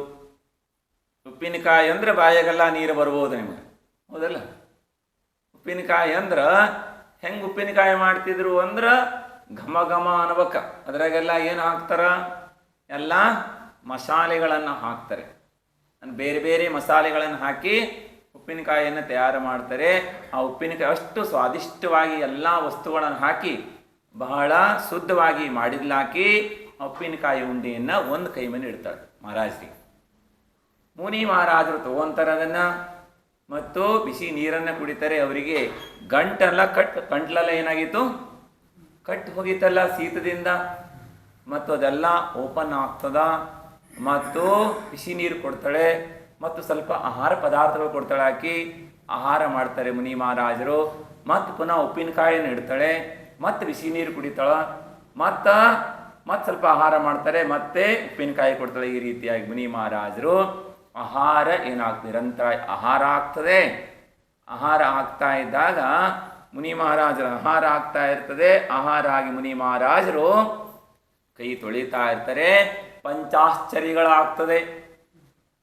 ದಾತೃ ಮತ್ತು ಪಾತ್ರದ ವಿಶೇಷತೆಯಿಂದ ಏನಾಗ್ತದೆ, ಪಂಚಾಶ್ಚರ್ಯಗಳಾಗ್ತವೆ. ರತ್ನವೃಷ್ಟಿ ಆಗ್ತದೆ, ಹಾಗೆ ಗಂಧೋದಕ ವೃಷ್ಟಿ ಆಗ್ತದೆ, ಹಾಗೆ ದೇವ ವಾದ್ಯಗಳು ಮೊಳಗುತ್ತವೆ, ಜಯಘೋಷಗಳಾಗ್ತದೆ, ಪುಷ್ಪವೃಷ್ಟಿ ಆಗ್ತದೆ. ಎಲ್ಲವೂ 5 ಪ್ರಕಾರದ ವೃಷ್ಟಿ ಆಗ್ತದೆ. ರತ್ನಗಳ ರಾಶಿ ರಾಶಿನೇ ವೃಷ್ಟಿ ಆಗ್ತದೆ. ಹಾಗೆ ದೇವತೆಗಳು ಹರಿಸ್ತಾರೆ. ಶ್ರಾವಕೀಯ ಪ್ರಶಸ್ತ ಮಾಡ್ತಾರೆ ಬಾಣ. ಅಷ್ಟೇ ಅಲ್ಲ, ಊರಿನ ಜನ ಎಲ್ಲರೂ ಸಹ ಪ್ರಶಸ್ತ ಮಾಡ್ತಾರೆ. ಯಾರೋ ಆಚಾರ್ಯ ಭಗವಂತರ ಆಹಾರ, ಆಚಾರ್ಯ ಶ್ರೀಗಳ ಆಹಾರ ಆಯ್ತಂದ್ರೆ ಭಾಳ ಪ್ರಶಸ್ತ ಮಾಡ್ತಾರೆ. ಅಹೋ ಭಾಗ್ಯ, ಆಹಾರ ನೋಡಕ್ಕೆ ಸಿಗೋದೇ ಭಾಗ್ಯ ಐತಿ, ಆಹಾರದಲ್ಲಿ ಒಂದು ಗ್ರಾಸ್ ಕೊಡಕ್ಕೆ ಸಿಗೋದೇ ಭಾಗ್ಯದ. ಇನ್ನೇ ಅಂತ ಮಹಾನು ಆಚಾರ್ಯರ ಆಹಾರ ನಿಮ್ಮ ಮನೆಗಾಗಿದಂದ್ರ ನೀವೆಷ್ಟು ಭಾಗ್ಯಶಾಲಿಗಳಿದ್ದೀರಿ. ಪ್ರಶಸ್ತ ಮಾಡ್ತಿದ್ರೆ ಇಲ್ಲೋ. ಆಚಾರ್ಯ ವಿದ್ಯಾಸಾಗರ ಮಹಾರಾಜರ ಆಹಾರ ಆಯ್ತಂದ್ರ ಇಷ್ಟು ಹರ್ಷಿತರಾಗ್ತಿದ್ರು. ಆಹಾರ ಕೊಟ್ಟವರು ಮತ್ತು ಅಕ್ಕಪಕ್ಕದವರೆಲ್ಲರೂ ಸಹ ಆ ದಾತಾರನ ಪ್ರಶಸ್ತ ಮಾಡ್ತಿದ್ರು. ಉತ್ಕೃಷ್ಟವಾದ ಅಂದ್ರೆ ಎಂತ ಅಂದ್ರೆ ಇವರು 25ನೇ ತೀರ್ಥಂಕರಂಗೆ ಇದ್ದಂಥ ಮಹಾನು ಆಚಾರ್ಯರಿದ್ದಾರೆ. ನಿರ್ದೋಷವಾಗಿ ಚರ್ಯವನ್ನು ಪಾಲನೆ ಮಾಡುವಂಥ ವರ್ತಮಾನದ ವರ್ಧಮಾನ್ ಅಂಥೇಳಿ ಅವರನ್ನೆಲ್ಲರೂ ಸಹ ಪೂಜಿಸ್ತಾ ಇದ್ರು. ಅಂತ ಆಚಾರ್ಯರಿಗೆ ಏನಾದರೂ ಆಹಾರ ಕೊಡಕ್ಕೆ ಸಿಕ್ತಂದ್ರೆ, ನಿಮ್ಮ ಮನೆಗೆ ಪ್ರಧಾನ ಆಯಿತು ಅಂತ ಆಚಾರ್ಯ ಅಂದಾಗ ನಿಮ್ಗೆಷ್ಟು ಆನಂದ ಆಗ್ತದ. ಮತ್ತು ಊರಿನ ಜನ ಎಲ್ಲ ಇನ್ನು ತೇರ್ದಾಳದವರೆಲ್ಲ ನಿಮ್ಮ ಪ್ರಶಸ್ತ ಮಾಡ್ತಾರೆ. ಹಾಗೆ ಆಕಿ ಪ್ರಶಸ್ತ ಮಾಡ್ತಾರೆ, ಎಲ್ಲರೂ ಹೊಗಳ್ತಾರೆ ಆಕಿನ. ಮತ್ತು ಮುನಿ ಮಹಾರಾಜರು ಆಕಿ ಚಲೋ ಆಹಾರ ಕೊಟ್ಲು, ಆಕಿ ಪ್ರಶಸ್ತ ಮಾಡ್ತಾ ಕೂತ್ಕೊಂತಾಳೆ. ಮುನಿಗಳು ಮಾಡಂಗಿಲ್ಲ. ಹಾಗೆ ಅನುಕೂಲ ಕೊಡಲಿ ಪ್ರತಿಕೂಲ ಕೊಡಲಿ ಮುನಿ ಮಹಾರಾಜರು ಸಮತಾ ಭಾವವನ್ನು ಧಾರಣೆಯನ್ನು ಮಾಡ್ತಾರೆ. ನಾ ಪ್ರಶಸ್ತನೂ ಇಲ್ಲ, ನಾ ನಿಂದಾನೂ ಇಲ್ಲ. ಮನಸ್ಸಿನಿಂದಲೇ ವಿಚಾರ ಮಾಡಂಗಿಲ್ಲ, ಬಾಯಲ್ಲಿ ಹೇಳೋದಂತೂ ದೂರ. ಅವರು ಮೂಲಾಚಾರದಲ್ಲಿ ಕಲಿಸುವ ಗುರುಗಳು ಹೇಳ್ತಿದ್ರು, ಯಾವುದೇ ಶ್ರಾವಕರ ಮನೆಗೆ ಹೋಗಿ ನವದಾ ಭಕ್ತಿ ಪೂರ್ವಕವಾಗಿ 7 ಗುಣಗಳಿಂದ ಯಾರು 32 ಅಂತರಾಯ ರಹಿತ 46 ದೋಷರಹಿತವಾದಂಥ ಆಹಾರವನ್ನು ಕೊಡ್ತಾರೆ, ನೀರು ಕೊಟ್ಟರೂ ಸಹ ಗ್ರಹಣೆ ಮಾಡ್ಕೊಂಡು ಬರ್ರಿ. ಆದರೆ ಅವ್ರು ಗಂಜಿ ಕೊಡಲಿ, ನೀರೇ ಕೊಡಲಿ, ಏನೇ ಕೊಡಲಿ ಅದನ್ನ ಗ್ರಹಣೆಯನ್ನು ಮಾಡ್ರಿ. ಬಾಯಲ್ಲಿ ಹೇಳೋದಂತೂ ದೂರ, ಮನಸ್ಸಿನಲ್ಲೂ ನೀ ವಿಚಾರ ಮಾಡಿದೆ ಅಂದ್ರೆ ನೀ ಸಾಧು ಅಲ್ಲ ಅಂತ ಹೇಳ್ತಾರೆ. ನೀನು ಮನಸ್ಸಿನಲ್ಲಿ ವಿಚಾರ ಮಾಡುವ. ಯಾಕೆ ಶ್ರಾವಕ ಕೇವಲ ಗಂಜಿಯಷ್ಟೇ ಕೊಟ್ಟ? ಇವತ್ತು ಯಾಕೆ ರೊಟ್ಟಿ ಮಾಡಿಲ್ಲ ಆತ? ಯಾಕೆ ಇವತ್ತು ಕಾಯಿಪಲ್ಯ ಮಾಡಿಲ್ಲ ಆತ? ಯಾಕೆ ಇವತ್ತು ಎಳ್ನೀರು ತರಲಿಲ್ಲ ಆತ? ಇವತ್ತು ಜ್ಯೂಸ್ ತರಲಿಲ್ಲ ಆತ? ಹಲ್ವಾ ಮಾಡಲಿಲ್ಲ ಆತ? ಪುರಿ ಮಾಡಲಿಲ್ಲ ಆತ? ಸಾಧು ವಿಚಾರ ಮಾಡಂಗಿಲ್ಲ. ಮನಸ್ಸಿನಲ್ಲಿ ವಿಚಾರ ಮಾಡಿರೋ ದೋಷ ಆಗ್ತೈತಿ. ನೀನು ಮನಸ್ಸಿನಲ್ಲಿ ವಿಚಾರ ಮಾಡಬಾರ್ದು ಅಂತ ಮೂಲಾಚಾರ ಕಲಿಸುವಾಗ ಆಚಾರ್ಯರು ಹೇಳ್ತಿದ್ರು. ನೀರು ಕೊಟ್ಟು ಗ್ರಹಣೆ ಮಾಡ್ಕೊಂಡು ಬರ್ರಿ. ನಾ ಪ್ರಶಸ್ತನೂ ಮಾಡಂಗಿಲ್ಲ, ನಾ ನಿಂದಾನೂ ಮಾಡಂಗಿಲ್ಲ.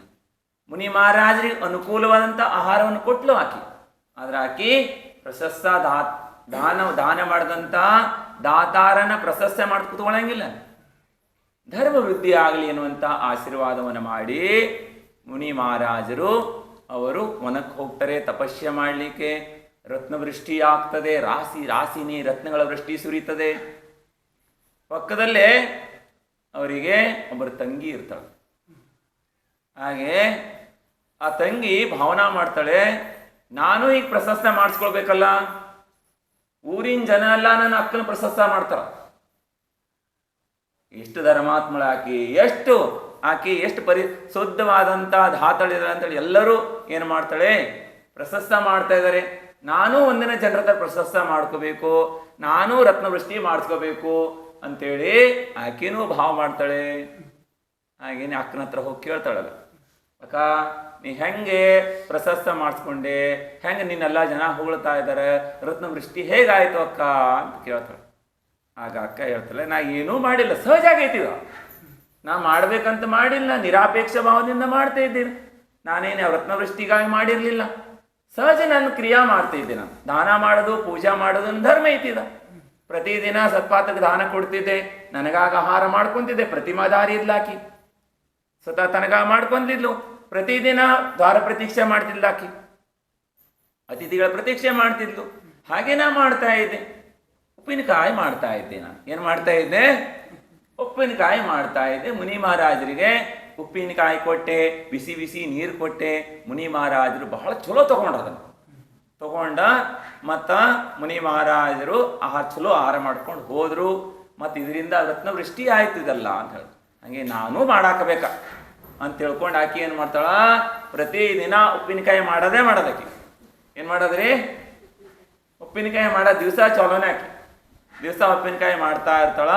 ಉಪ್ಪಿನಕಾಯಿ ಮಾಡುವಾಗ ಒಂದಿಷ್ಟು ಜನ ಹುಡುಗರನ್ನೆಲ್ಲ ಗೋಳೆ ಮಾಡ್ತಾಳ. ಹುಡುಗರಿಗೆಲ್ಲ ತಿಂಡಿ ಕೊಟ್ಟಿವಂದ್ರೆ ಸಣ್ಣ ಹುಡುಗರೆಲ್ಲ ಗೋಳೆ ಆಗ್ತಾವ, ಅಂದ್ರೆಲ್ಲ ಒಟ್ಟು ಹಾಕ್ತಾರೆ. ಬಂದು ಹುಡುಗರಿಗೆಲ್ಲ ಹೇಳ್ತಾಳ, ನೋಡ್ರಿ ಮುನಿ ಮಹಾರಾಜರು ಮುನಿಗಳು ಬರೋ ಟೈಮ್ದಾಗ ಕರಿತಾಳಾಕಿ, ದಿವಸ ಬರ್ಬೇಕು ನೀವು, ಮತ್ತು ಹೊರಗೆಲ್ಲ ನಿಂತ್ಕೋಬೇಕ. ರತ್ನವೃಷ್ಟಿ ಆದಾಗ ಯಾರಿಗೂ ರತ್ನ ಹೆಕ್ಕ ಕೊಡಬಾರ್ದ, ಮತ್ತೆಲ್ಲ ರತ್ನ ರಕ್ಷಣೆ ಮಾಡ್ಬೇಕು ನೀವು. ಮತ್ತು ನಿಮ್ಗೆ ತಿಂಡಿ ಕೊಡ್ತೀವಿ. ಆಕಿ ದಿವಸ ಒಂದೊಂಥರ ತಿಂಡಿ ಮಾಡಿ ಹುಡುಗರಿಗೆ ಕೊಡೋಳು. ಹುಡುಗರು ಅಷ್ಟು ಜನ ಒಟ್ಟು ಹಾಕ್ತಿರು. ಆಕಿ ಮನೆ ಸುತ್ತ ಮುನಿಗಳ ಆಹಾರ ಕೊಡೋ ಟೈಮ್ದಾಗ ಸುತ್ತಾ ಇರ್ತಿದ್ರಲ್ಲಿ. ಹಾಗೆ ಪ್ರತಿದಿನ ಮಾಡ್ತಾ ಇರ್ಲು, ವರ್ಷಗಟ್ಲೆ ಮಾಡ್ತಿದ್ದಾಳೆ ಆಕಿ. ಉಪ್ಪಿನಕಾಯಿ ಮಾಡೋದು ದಿವಸ. ಕಾಲು ಮುನಿಗಳು ಬರಲಿಲ್ಲ. ಒಂದು ದಿವಸ ಒಬ್ಬಳು ತಪಸ್ಸಿಗಳಾದವರು ಬಂದರು, ಮಹಾ ತಪಸ್ಸಿಗಳಂತ ಮುನಿ ಮಹಾರಾಜರು. ಆಕೆ ಪುಣ್ಯ ನೋಡ್ರಿ, ಆಕೆ ಮನೆ ಬಾಗಿಲಿಗೆ ಬಂದ್ರ ಪ್ರದಾನ ಮಾಡಿ ಕರ್ಕೊಬಂದ. ಹಾಗೆ ನವದಾ ಭಕ್ತಿ ಮಾಡಿ ಮುನಿಗಳಿಗೆ ಆಹಾರ ದಾನವನ್ನ ಮಾಡ್ತಾಳ. ಹಾಗೆ ಕೈ ತೊಳೆದು ನಿಂತ್ಕೊಂತಾರ ಮುನಿ ಮಹಾರಾಜರು. ಬಿಸಿ ಬಿಸಿ ನೀರು ಹಾಕ್ತಾಳ. ಮುನಿ ಮಹಾರಾಜರು ಕೈ ಮುಚ್ಕೊಂತಾರ. ಏನು ಮಾಡಬೇಕ? ಆದ್ರೂ ತಗೊಳ್ರಿ ಮಹಾರಾಜ್ರೆ ಒತ್ತಾಯ ಮಾಡ್ಬೇಕು. ಏನು ಮಾಡಕ್ ಬೇರೆ ಏನು ಕೊಡೋಲ್ಲ, ಆಕಿ ಬಿಸಿ ನೀರೇ ಕೊಡ್ತಾಳ. ಮತ್ತ ಕೈ ತೆರೆದ್ರ ಸ್ವಲ್ಪ ಬಿಸಿ ನೀರು ಹಾಕಿದ್ರು, ಹಾಗೇನೆ ಕುಡಿದು. ಮುನಿಗಳ ಬೇಡ ಅಂದ್ರೆ ಕೈ ಮುಚ್ಕೊಂತಾರ. ಏನು ಮಾಡ್ತಾರೆ ಹೇಳ್ರಿ? ಅಷ್ಟ ತಿಳ್ಕೊಬೇಕು ಶ್ರಾವಕರು, ಮುನಿ ಮಹಾರಾಜರು ಇದನ್ನು ತಗೊಂತ ಇಲ್ಲ, ಆದರೆ ಈಗ ತಗೊಂತ ಇಲ್ಲ, ತಿಳ್ಕೊಬೇಕು ಅಂದ್ರೆ. ಹಾಗಾಗಿ ಮತ್ತ ಮುನಿಗಳು ಯಾವಾಗಲೂ ಕೆಲವರ ಕಣ್ಣು ಮುಚ್ಕೊಂಡು ಹಾಕ್ತಾ ಇರ್ತಾರ. ಯಾವ್ದ್ರ ಮೇಲೆ ಹಾಕ್ತಾ ಇದ್ದೀವಿ, ಏನು ಹಾಕ್ತಾ ಇದೀವಿ, ಮಹಾರಾಜರು ತಗೊಂತಾ ಇದ್ದಾರೋ ತಗೊಂತಾ ಇಲ್ಲೋ ನೋಡೋದಿಲ್ಲ, ಹಾಕದ ಏನು ಹೇಳ್ರಿ, ಹಾಕ್ತಾನೆ ಇರೋದು. ಮತ್ತ ಕೆಳಗೆ ಚೆಲ್ಲ ಹೋಗ್ತಾನೂ ಇರ್ತದ. ಕಮ್ಮಿನೂ ಹಾಕಬಾರ್ದು, ಜಾಸ್ತಿನೂ ಹಾಕಬಾರ್ದು. ಮುನಿ ಮಹಾರಾಜರು ಹಿಂಗೆ ಮಾಡ್ಯಾರ ಅಂಜಲಿ ಅಂದ್ರ ಗಟ್ಟಿ ವಸ್ತು ಹಾಕಬೇಕು, ಕೊಡಬೇಕು ಕೈಲಿ. ಇನ್ನು ರೊಟ್ಟಿ, ಅನ್ನ, ಕಾಯಿಪಲ್ಯ ಆದಿಗಳನ್ನ ಹಿಂಗೆ ಅಂಜಲಿ ಮಾಡಿದ್ರಂದ್ರ ತಳ್ಳಗಿರುವಂಥ ದ್ರವ ಪದಾರ್ಥಗಳನ್ನು ಹಾಕಬೇಕು. ಹಿಂಗೆ ಇಟ್ಕೊಂಡ್ರ ಅಂದ್ರೆ ಕೆಲವರ ತಳ್ಳಗಿದ್ದು ಹಾಕ್ತಾರೆ, ಬಿದ್ದು ಹೋಗ್ತಿರ್ತೈತಿ. ಏನಾಗ್ತಿರ್ತದ ಇವೆಲ್ಲ ಗೊತ್ತು. ಯಾವಾಗ ಶ್ರಾವಕ ತಿಳ್ಕೊಂತಾರ, ಈ ಶ್ರಾವಕರಿಗೆ ಕಮ್ಮಿ ಐತಿ ಅನ್ನೋ ಮುನಿಗಳಿಗೆ ಗೊತ್ತಾಗ್ತೈತಿ. ನೋಡಿದ ತಕ್ಷಣ ಅವರ ಆಚರಣೆಯಿಂದನೇ ಗೊತ್ತಾಗ್ತಾವ. ಮತ್ತ ಶ್ರಾವಕರ ಒಂದು ಚಮಚ ತಗೊಂಡ ತಕ್ಷಣ ಗೊತ್ತಾಗ್ತೈತಿ ವಿವೇಕ್ ಶ್ರಾವಕರಿದಾರ, ವಿವೇಕ್ ಇಲ್ಲಿ ಶ್ರಾವಕರ ಅನ್ನೋದು. ಸಾದ್ರು ಗೊತ್ತಾಗೇ ಬಿಡ್ತೈತಿ. ನೋಡಂಗಿಲ್ಲ, ಅವ್ರನ್ನ ನೋಡೋ ಅವಶ್ಯಕತೆನೇ ಇರಂಗಿಲ್ಲ. ಶ್ರಾವಕರು ಏನು ಮಾಡ್ತಾ ಇರ್ತಾರ ಚೌಕದಾಗ ಎಲ್ಲ ತಿಳಿದು ಬರ್ತಿರ್ತಿತ್ತು. ಯಾಕಂದ್ರೆ ಅವ್ರದ್ದು ಎಲ್ಲ 5 ಇಂದ್ರಿ ಸಕ್ರಿಯವಾಗಿರ್ತಲ್ಲ. ಎಲ್ಲ ಶಬ್ದ ಕಿವಿಲಿಟ್ಟು ಸಣ್ಣ ಶಬ್ದ ಹೇಳಿದ್ರು ಸಹ ಚೌಕದಲ್ಲಿ ಕೆಲವರ ಕಿವಿಲಿ ಹೋಗಿ ಶಬ್ದ ಹೇಳ್ತಾರ, ಗೊತ್ತಾಗಬಾರ್ದಂತ. ಆದ್ರೆ ಆ ಶಬ್ದನೂ ಮುನಿಗಳಿಗೆ ಕೇಳಿಸ್ತೈತಿ, ಕೇಳಬಾರ್ತಾವ. ಹಾಗೆ ಆಕಿ ಏನು ಮಾಡ್ತಾಳ, ಕೈ ತೆರೆದ ಹಾಕಾಕ್ ಹೋಗ್ತಾಳ. ಮುನಿಗಳ ಮುಚ್ಕೊಂತಾರ. ಆದ್ರೂ ಬಿಸಿ ಬಿಸಿ ನೀರು ಹಾಕ್ತಾಳ. ಒಂದು 2-3 ಬಕ್ಸ 4 ಬಕ್ಸ ಕುಡಿದ್ರು ಮುನಿ ಮಹಾರಾಜರು. ಕುಡಿದ ತಕ್ಷಣ ಇನ್ನೇನೋ ಆಹಾರ ಕೊಟ್ಟಾಳ ಅಂತೇಳಿ ಕೈ ತೆರೆದ ತಕ್ಷಣ ಆಕಿ ಒಂದು ಖಾರದ ಮುದ್ದೆ ಕಟ್ಟಿಟ್ಕೊಂಡಿದ್ರು, ಉಪ್ಪಿನಕಾಯಿ ಮುದ್ದೆ ಇಡ್ತಾಳ ಕೈಯಾಗ. ಮಹಾರಾಜರ ವಿಚಾರ ಮಾಡಿದ್ರು. ಹಾಗೆ 1 ಮಾಸ ಉಪವಾಸ ಮಾಡಿ ಬಂದಿದ್ರು. ಹಾಗೆ ಭಾಳ ಮನಿ ಮಹಾರಾಜರಿಗೆ ತ್ರಾಸ ಆಗ್ತಾ ಇತ್ತು. ಉಪ್ಪಿನಕಾಯಿ ಖಾರದ ಮುದ್ದೆ ಇಡ್ತಾಳ. ಖಾರದ ಮುದ್ದೆ ಅವಾಗ ನೋಡ್ತಾರ, ಸ್ವಲ್ಪ ತಗೊಂತಾರ. ಬಾಯಿಯೂ ಸುಡ್ತೈತಿ, ಹೊಟ್ಟಿನೂ ಸುಡ್ತೈತಿ, ಇಷ್ಟು ಖಾರ ಇರ್ತೈತಿ. ಮತ್ತು ಹೊರಗೆ ನೋಡ್ರ ಬೆಂಕಿ ಸುರಿತಾ ಇರ್ತದೆ, ಭಯಂಕರ ಬಿಸಿಲು. ತಾಪಮಾನ ಎಷ್ಟಿದೆ ಅಂದರೆ ಯಾಕೆ MP ಕಡೆಗೆಲ್ಲ ನೋವು ತಪ ಅಂತಾರ. ಅಂದ್ರೆ 9 ತಪಗಳು ಬರ್ತದ, ಭಾರಿ ತಾಪಮಾನ ಇರ್ತದ. ಆ ರೀತಿ ಬೆಂಕಿ ಸುರಿತಿದೆ. ಮತ್ತು ಮುನಿ ಮಹಾರಾಜರ ತಪ ತಗೊಂತಾರ. ಇನ್ನೇ ನೀರು ಅಂತೇಳಿ ಕೈ ಹೊಡ್ತಾರ. ಬಿಸಿ ಬಿಸಿ ನೀರು ಹಾಕ್ತಾಳ ಆಕಿ. ಆ ಬಿಸಿ ನೀರ ಮತ್ತು ಉಪ್ಪಿನಕಾಯಿ ಬಾಯಿ ಸುಟ್ಕೊಂತ ಹೋಗ್ತೈತಿ. ಬೇಸಿಗೆ ದಿವಸ ಭಾಳ ಆದಂಥ ತ್ರಾಸ ಆಗ್ತದ. ಮತ್ತೆ ನೀರು ಕುಡಿತಾರ. ನೀರು ಕುಡಿದ ತಕ್ಷಣ ಮತ್ತೇನಾದ್ರು ಬೇರೆ ಆಹಾರ ಕೊಟ್ಟಾಳ ಅಂತ ಕೈ ಮತ್ತೆ ತೆರಿತಾರ. ಮತ್ತೊಂದು ಮುದ್ದೆ ಇಡ್ತಾಳ ಆಕಿ. ಮತ್ತೆ ಬಿಸಿ ನೀರು ಕೊಡ್ತಾಳ. ಮತ್ತು ಅಂಜಲಿ ಇಟ್ಟು ವಸ್ತು ಕೆಳಗೆ ಹಾಕಿದ್ರೆ ಅಂತರಾಯ ಆಗ್ತದ. 32 ಅಂತರಾಯಗಳಿದಾವ. ಅಂಜಲಿ ವಸ್ತು ಎತ್ಕೊಂಡ್ರು ಅಂತರಾಯ ಆಗ್ತದೆ. ಅಂಜಲಿ ಒಳಗೆ ಬಿದ್ದು ವಸ್ತು ಕೆಳಗೆ ಬಿದ್ದು ಹೋದ್ರೂ ಅಂತರಾಯ ಆಗ್ತದೆ. ಅಂಜಲಿ ಖಾಲಿ ಆಯ್ತಂದ್ರೆ ಅಂಜಲಿ ಒಳಗೆ ಇಟ್ಟರೆ ಯಾರೋ ವಸ್ತುನ ಕೆಲವರು ರೊಟ್ಟಿ ದೋಸೆ ಇಟ್ಕೊಂತಾರ, ಉಲ್ಟಾ ಇಡ್ತಾರ, ಇಡಾಗ ಎತ್ಲಾಗೋ ಇರ್ತಾರ ಅವ್ರ ಲಕ್ಷ. ಮತ್ತು ಇಟ್ಕೊಂಡ ಸರಿ ಮಾಡಕ್ಕೆ ಹೋಗ್ತಾರ. ಅದನ್ನ ಹಿಂಗೂ ಭಾಳ ಸಲ ಇದಾವ ಅಂತರಾಯ. ಎತ್ಕೊಂಡ್ರಂದ್ರೆ ಕೈಯಿಂದ ಅಂತರಾಯಿಗಳು ಆಗ್ತದೆ. ಅಥವಾ ಕೊಡುವಾಗ ಕೆಲವರು ತುದಿಗೆ ಹಾಕ್ತಾರ. ಮಹಾರಾಜರ ಅಂಜಲಿ ತುದಿಗೆ ಹಾಕಿ ಬೆಟ್ಟಿನ ಮೇಲೆ ಹಾಕ್ರಿ ಹೆಂಗೆ ಆಗ್ಬೇಕ್ರಿ ರೊಟ್ಟಿ? ಕೆಳಗೆ ಬಿದ್ದು ಹೋಗ್ತೈತಿ. ಕೆಳಗೆ ಬಿದ್ದು ಹೋಯ್ತು, ಅಂತರಾಯ ಆಗ್ತದ. ವಿವೇಕ ಇರಬೇಕು. ಅಂಜಲಿ ಮಧ್ಯದಲ್ಲೇ ಇಡಬೇಕು. ಮತ್ತು ಇಡುವಾಗ ಟಚ್ ಮಾಡಬಾರ್ದು. ಮಹಿಳೆಯರು ಮುನಿಗಳಿಗೆ ಆಹಾರ ಕೊಡುವಾಗ ಟಚ್ ಮಾಡಬಾರ್ದು. ಟಚ್ ಮಾಡಿದರೆ ಇದಕ್ಕೆ ಪ್ರಾಯಶ್ಚಿತ್ ಇದೆ. ಅದಕ್ಕೆ ಮುಂಭಾಗದಲ್ಲೇ ನಿಂತ್ಕೊಂಡು ಆಹಾರವನ್ನು ಕೊಡಬೇಕು. ಪುರುಷರು ಟಚ್ ಮಾಡಿದ್ರು ನಡೀತೈತಿ. ಆದರೆ ಮುನಿಗಳಿಗೆ ಆಹಾರ ಕೊಡ್ತಾ ಇರುವಾಗ ಶ್ರಾವಕಿಯರು ಟಚ್ ಮಾಡಬಾರ್ದು. ಇನ್ನು ಯಾರು ಸಾಧ್ವಿಯರಿದ್ದಾರೆ, ಆರಿಕೆಯರಿದ್ದಾರೆ, ಅವರನ್ನ ಕೊಡ್ಬೋದು, ಶ್ರಾವಕಿಯರು ಮುಟ್ಟು ಕೊಡ್ಬೋದು. ಆದರೆ ಶ್ರಾವಕರು ಮುಟ್ಟಬಾರ್ದು ಅವ್ರನ್ನ. ಅಂದರೆ ಆರಿಕೆಯರನ್ನ ಶ್ರಾವಕರಾದವರು ಮುಟ್ಟಬಾರ್ದು. ಅವರು ದೂರಿಂದ ಮೇಲಿಂದ ಮೇಲಿಂದ ಹಾಕೋದಂದ್ರೆ ಕೆಲವರು ಇಷ್ಟು ಮೇಲಿಂದ ಹಾಕೋದಲ್ಲ, ಕೆಳಗಿಂದ ಹಾಕಂದ್ರೆ ಕೈ ಮುಟ್ಟಷ್ಟು ಹಾಕೋದು. ಇದೆಲ್ಲ ವಿವೇಕ. ಅಂದರೆ ಎಲ್ಲ ಗುಣದಲ್ಲಿ ವಿವೇಕ ಗುಣ ಬಹಳ ಸುಂದರವಾದಂಥದ್ದಿದೆ. ಆದರೆ ಆಕೆಗೆ ರತ್ನದೃಷ್ಟಿ ಒಂದೇ ಕಾಣ್ತಾ ಇರ್ತದೆ, ವಿವೇಕ ಗುಣ ಇರಂಗಿಲ್ಲ. ಆಕೆ ಮತ್ತೊಂದು ಏನು ಮಾಡ್ತಾಳೆ, ಉಪ್ಪಿನಕಾಯಿ ಉಂಡೆ ನೀಡ್ತಾಳೆ, ಬಿಸಿ ಬಿಸಿ ನೀರು ಕೊಡ್ತಾಳೆ, ಮತ್ತು ಬೇರೆ ಆಹಾರಗಳೇನು ತೋರಿಸೋದೇ ಇಲ್ಲ, ಆಕೆ ಕೊಡೋದೇ ಇಲ್ಲ, ಉಪ್ಪಿನಕಾಯಿ ಒಂದೇ ಕೊಡೋದು. ಹಾಗೇನು ಮನಿ ಮಹಾರಾಜರು ತಗೊಂತಾರ, ಹೊಟ್ಟಿನೂ ಸುಡ್ತೈತಿ, ಬಾಯೋ ಸುಡ್ತದ, ಮತ್ತ ಮುನಿಗಳಿಗೆ ಇಷ್ಟು ಬೆಂಕಿ ಹತ್ತು ಉರಿತಾ ಇರ್ತದ, ತಡ್ಕೊಳ್ಳಿಕ್ಕಾಗಲ್ಲ.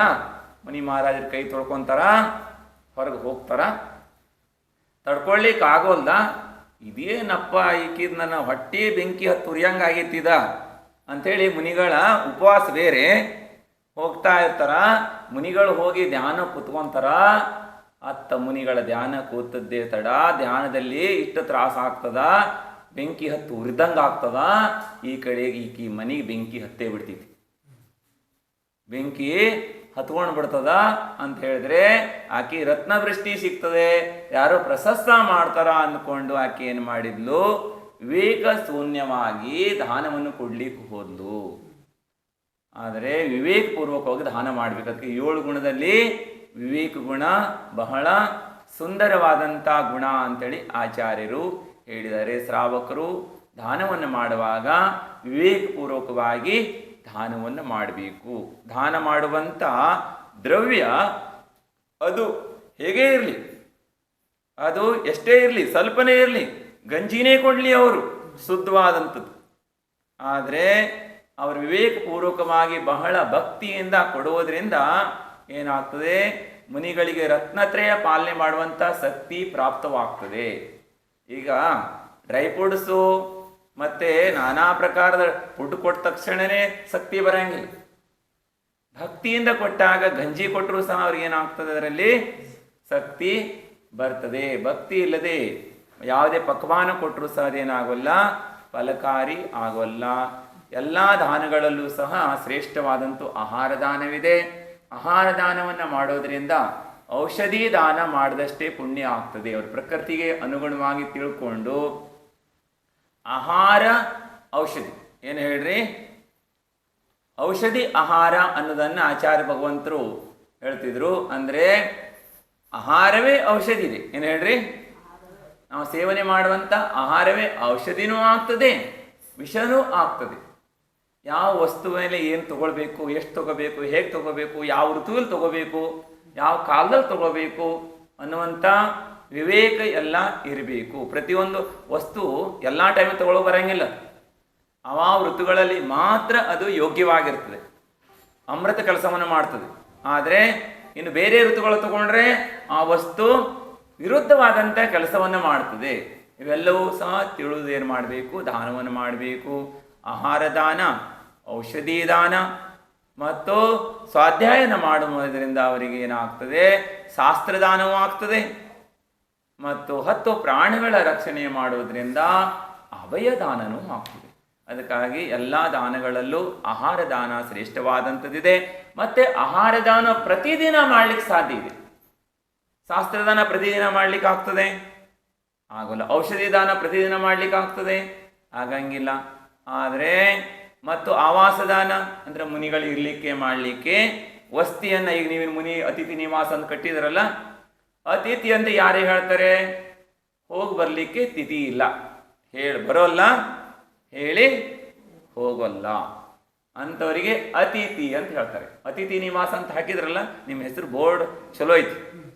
ಅತಿಥಿ ಅಂತ ಯಾರಿಗೆ ಹೇಳ್ತಾರೆ ಹೇಳ್ರಿ, ಹೋಗಕ ಬರಕ ತಿಥಿ ಇಲ್ಲ ಅವರಿಗೆ, ಅಂಥವರಿಗೆ ಅತಿಥಿ ಅಂತ ಹೇಳ್ತಾರೆ. ಮುನಿ ಮಹಾರಾಜರು ಹೇಳಿ ಬರೋಲ್ಲ, ಹೇಳಿ ಹೋಗಲ್ಲ. ನಾವು ಬರ್ತಾ ಇದ್ದೀವಿ ಮಾವಿರಣ್ಣವ್ರೆ, ಮತ್ತು ನಮ್ಗೆ ವ್ಯವಸ್ಥೆ ಮಾಡ್ರಿ ಅನ್ನೂರು ಅತಿಥಿಗಳಲ್ಲ. ಅವ್ರೇನ್ರಿ ಪವಣೇರವ, ಏನು ಹೇಳ್ರಿ, ಪವಣೇರಿದ್ದಾನೆ, ಪವಣೇರ್ ಅಂತಿರಲ್ಲ, ಪವಣೇರಿದ್ದಾರೆ. ಹಾಗೆ ಅತಿಥಿಗಳು ಗೆಳೆಯ ಅತಿಥಿ ನಿವಾಸವನ್ನು ಆವಾಸಧಾನದಲ್ಲಿ ಬರ್ತದೆ. ನೀವು ಪ್ರಶಸ್ತವಾಗಿ ಅತಿಥಿಗಳ ಗೃಹವನ್ನು ಮಾಡಿದ್ರಿ, ಅತಿಥಿಗಳಿಗೆ ಇರಲಿಕ್ಕಾಗಿ ಭಾಳ ಪ್ರಶಸ್ತವಾಗಿದೆ. ಧ್ಯಾನ ಅಧ್ಯಯನಕ್ಕೆ ಯೋಗ್ಯವಾದಂಥದ್ದಿದೆ. ನಾವು ಸಹ ಕೇಳಿದ್ವಿ, ತೇರದಾಳದಲ್ಲಿ ಶ್ರಾವಕರು ಬಹಳ ಪರಿಶುದ್ಧವಾದಂಥ ಶ್ರಾವಕರಿದ್ದಾರೆ, ಭಾಳಷ್ಟು ಮನೆಗಳಿದ್ದಾವೆ, ಇಲ್ಲಿ ಸಮೀಚೀನವಾದಂಥ ಮಾರ್ಗದಲ್ಲಿ ಸಮೀಚೀನವಾದಂಥ ಶ್ರದ್ಧೆ ಮಾಡುವಂಥವ್ರು ಇದ್ದಾರೆ ಅನ್ನೋದನ್ನು ಕೇಳ್ತಿದ್ವಿ. ಹಾಗೆ ಮುನಿ ಆದಮೇಲೆ ಪ್ರಪ್ರಥಮವಾಗಿ ಇಲ್ಲಿ ಬರುವಂಥ ಒಂದು ಅವಕಾಶ ಪ್ರಾಪ್ತವಾಯಿತು. ಮುನಿಸೂರನಾಥ ವಾಸಪೂಜ್ಯ ನಗರ ಅಲ್ಲ, ವಾಸಪೂಜ್ಯ ನಗರ ಅಂಥೇಳಿ ಎಲ್ಲರೂ ಹೇಳ್ತಿದ್ರು. ವಾಸಪೂಜ್ಯ ನಗರದಲ್ಲಿ ಬಹಳ ಭವ್ಯವಾದಂಥ ಜಿನಮಂದಿರ ಮಾಡ್ತಾ ಇದ್ದಾರೆ ಭವ್ಯಾತ್ಮರು. ಮತ್ತು ಚಿಕ್ಕದಾದಂಥ ಪ್ರತಿದಿನ ಅಭಿಷೇಕ ಪೂಜೆಗೆ ಸಮೀಚೀನವಾದಂಥ ಅಭಿಷೇಕ ಪೂಜಾದಿಗಳನ್ನು ಶಾಸ್ತ್ರದಲ್ಲಿ ಹೇಗೆ ಹೇಳಿದಾರೋ ಹಾಗೆ ಸತ್ಫಲ ಪ್ರಾಪ್ತವಾದಂಥ ಸತ್ಕರ್ಮಗಳನ್ನು ಮಾಡ್ತಕ್ಕಂಥ ಜಿನೇಂದ್ರ ಭಗವಂತರ ಅಭಿಷೇಕ ಪೂಜೆ ಮಾಡ್ತಕ್ಕಂಥ ಶಾಂತಿನಾಥ್ ಭಗವಂತರ ಪ್ರಶಸ್ತವಾದಂಥ ಆಚಾರ್ಯ ಭಗವಂತರು ಅದಕ್ಕೆ ಏನು ಮಾಡಿದರು ಅಂತ ಹೇಳಿದರೆ ಅಂಕಲಿಖಿತವನ್ನು ಮಾಡಿ ಪಂಚಕಲ್ಯಾಣಗಳನ್ನು ಮಾಡಿದಂಥ ಪ್ರಶಸ್ತವಾದಂಥ ಮೂರ್ತಿ ತಮ್ಮೆಲ್ಲರಿಗೂ ಲಭ್ಯವಾಗಿದೆ. ಅಂದರೆ ನೀವೆಲ್ಲ ಬಹಳ ಭಾಗ್ಯಶಾಲಿಗಳಿದ್ದೀರಿ. ಅಂಥ ಶಾಂತಿನಾಥ್ ಭಗವಂತರ ದರ್ಶನವನ್ನು ಮಾಡೋದರಿಂದ ನಿಮ್ಮ ಭಾಗ್ಯ ಎಲ್ಲವೂ ಸಹ ಏನಾಗ್ತದೆ ತೆರೀತದೆ ಬಂಧುಗಳೇ. ಶಾಂತಿನಾಥ್ ಭಗವಂತರ ದರ್ಶನ ಮಾಡಬೇಕು ಮತ್ತು ಪೂಜೆಯನ್ನು ಮಾಡಬೇಕು. ಇಲ್ಲಿಯ ಶ್ರಾವಕರು ಬಹಳ ದಿನದಿಂದ ನಿವೇದನೆ ಮಾಡ್ತಾಯಿದ್ರು, ಮಹಾರಾಜರೇ ನಮ್ಮಲ್ಲಿಗೆ ಬರ್ರಿ ಅಂಥೇಳಿ ಭಾವ ಮಾಡ್ತಾಯಿದ್ರು. ಬಹಳ ಸಲ ನಿವೇದನೆ ಮಾಡಿದರು, ಕಳಸಲನ್ನು ಮಾಡಿದರು, ಅದಕ್ಕೂ ಪೂರ್ವದಲ್ಲೂ ಮಾಡ್ತಾಯಿದ್ರು. ನೋಡೋಣ ಅಂಥೇಳಿ ಮಾರ್ಗದಲ್ಲಿ ಬಂದಿವಿ. ಆದರೆ ಚಾತುರ್ಮಾಸ ಏನು ಫಿಕ್ಸ್ ಇಲ್ಲ, ಏನಿಲ್ಲ ಹೇಳ್ರಿ. ಚಾತುರ್ಮಾಸದ ಇನ್ನೂ ಸಹ ಸಮಯ ಇದೆ. 28ಕ್ಕೆ ಚತುರ್ದಶಿ ಬರ್ತದೆ. ಎಕ್ಸ್ಟ್ರಾ 5 ದಿವಸ ಪಂಚಮಿ ತನಕನೂ ಸಹ ಅನಿವಾರ್ಯ ಕಾರಣಗಳಾದರೆ ಆಚಾರ್ಯ ಭಗವಂತರು ಸಮಯವನ್ನು ಇಟ್ಟಿದ್ದಾರೆ.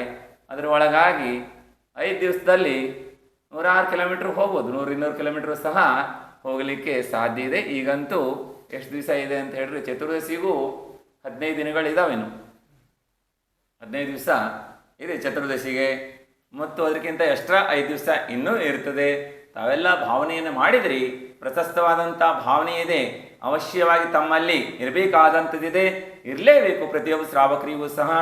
ಯಾರು ಶ್ರಾವಕರಾದಂಥವರಿಗೆ ಸಾಧುಗಳ ಬಗ್ಗೆ ಮೋಹ ಇಲ್ಲ, ಸಾಧುಗಳ ಸಾನ್ನಿಧ್ಯ ಪ್ರಾಪ್ತವಾಗಲಿ ಎನ್ನುವಂಥ ಯಾರು ಭಾವನೆಯನ್ನು ಮಾಡೋಲ್ಲ, ಸಾಧುಗಳ ಮತ್ತು ದೇವಶಾಸ್ತ್ರ ಗುರುಗಳಲ್ಲಿ ಯಾರಿಗೆ ಮೋಹ ಇಲ್ಲ ಅವರು ಶ್ರಾವಕರಲ್ಲ ಅಂತ ಆಚಾರ್ಯರು ಹೇಳ್ತಾರೆ.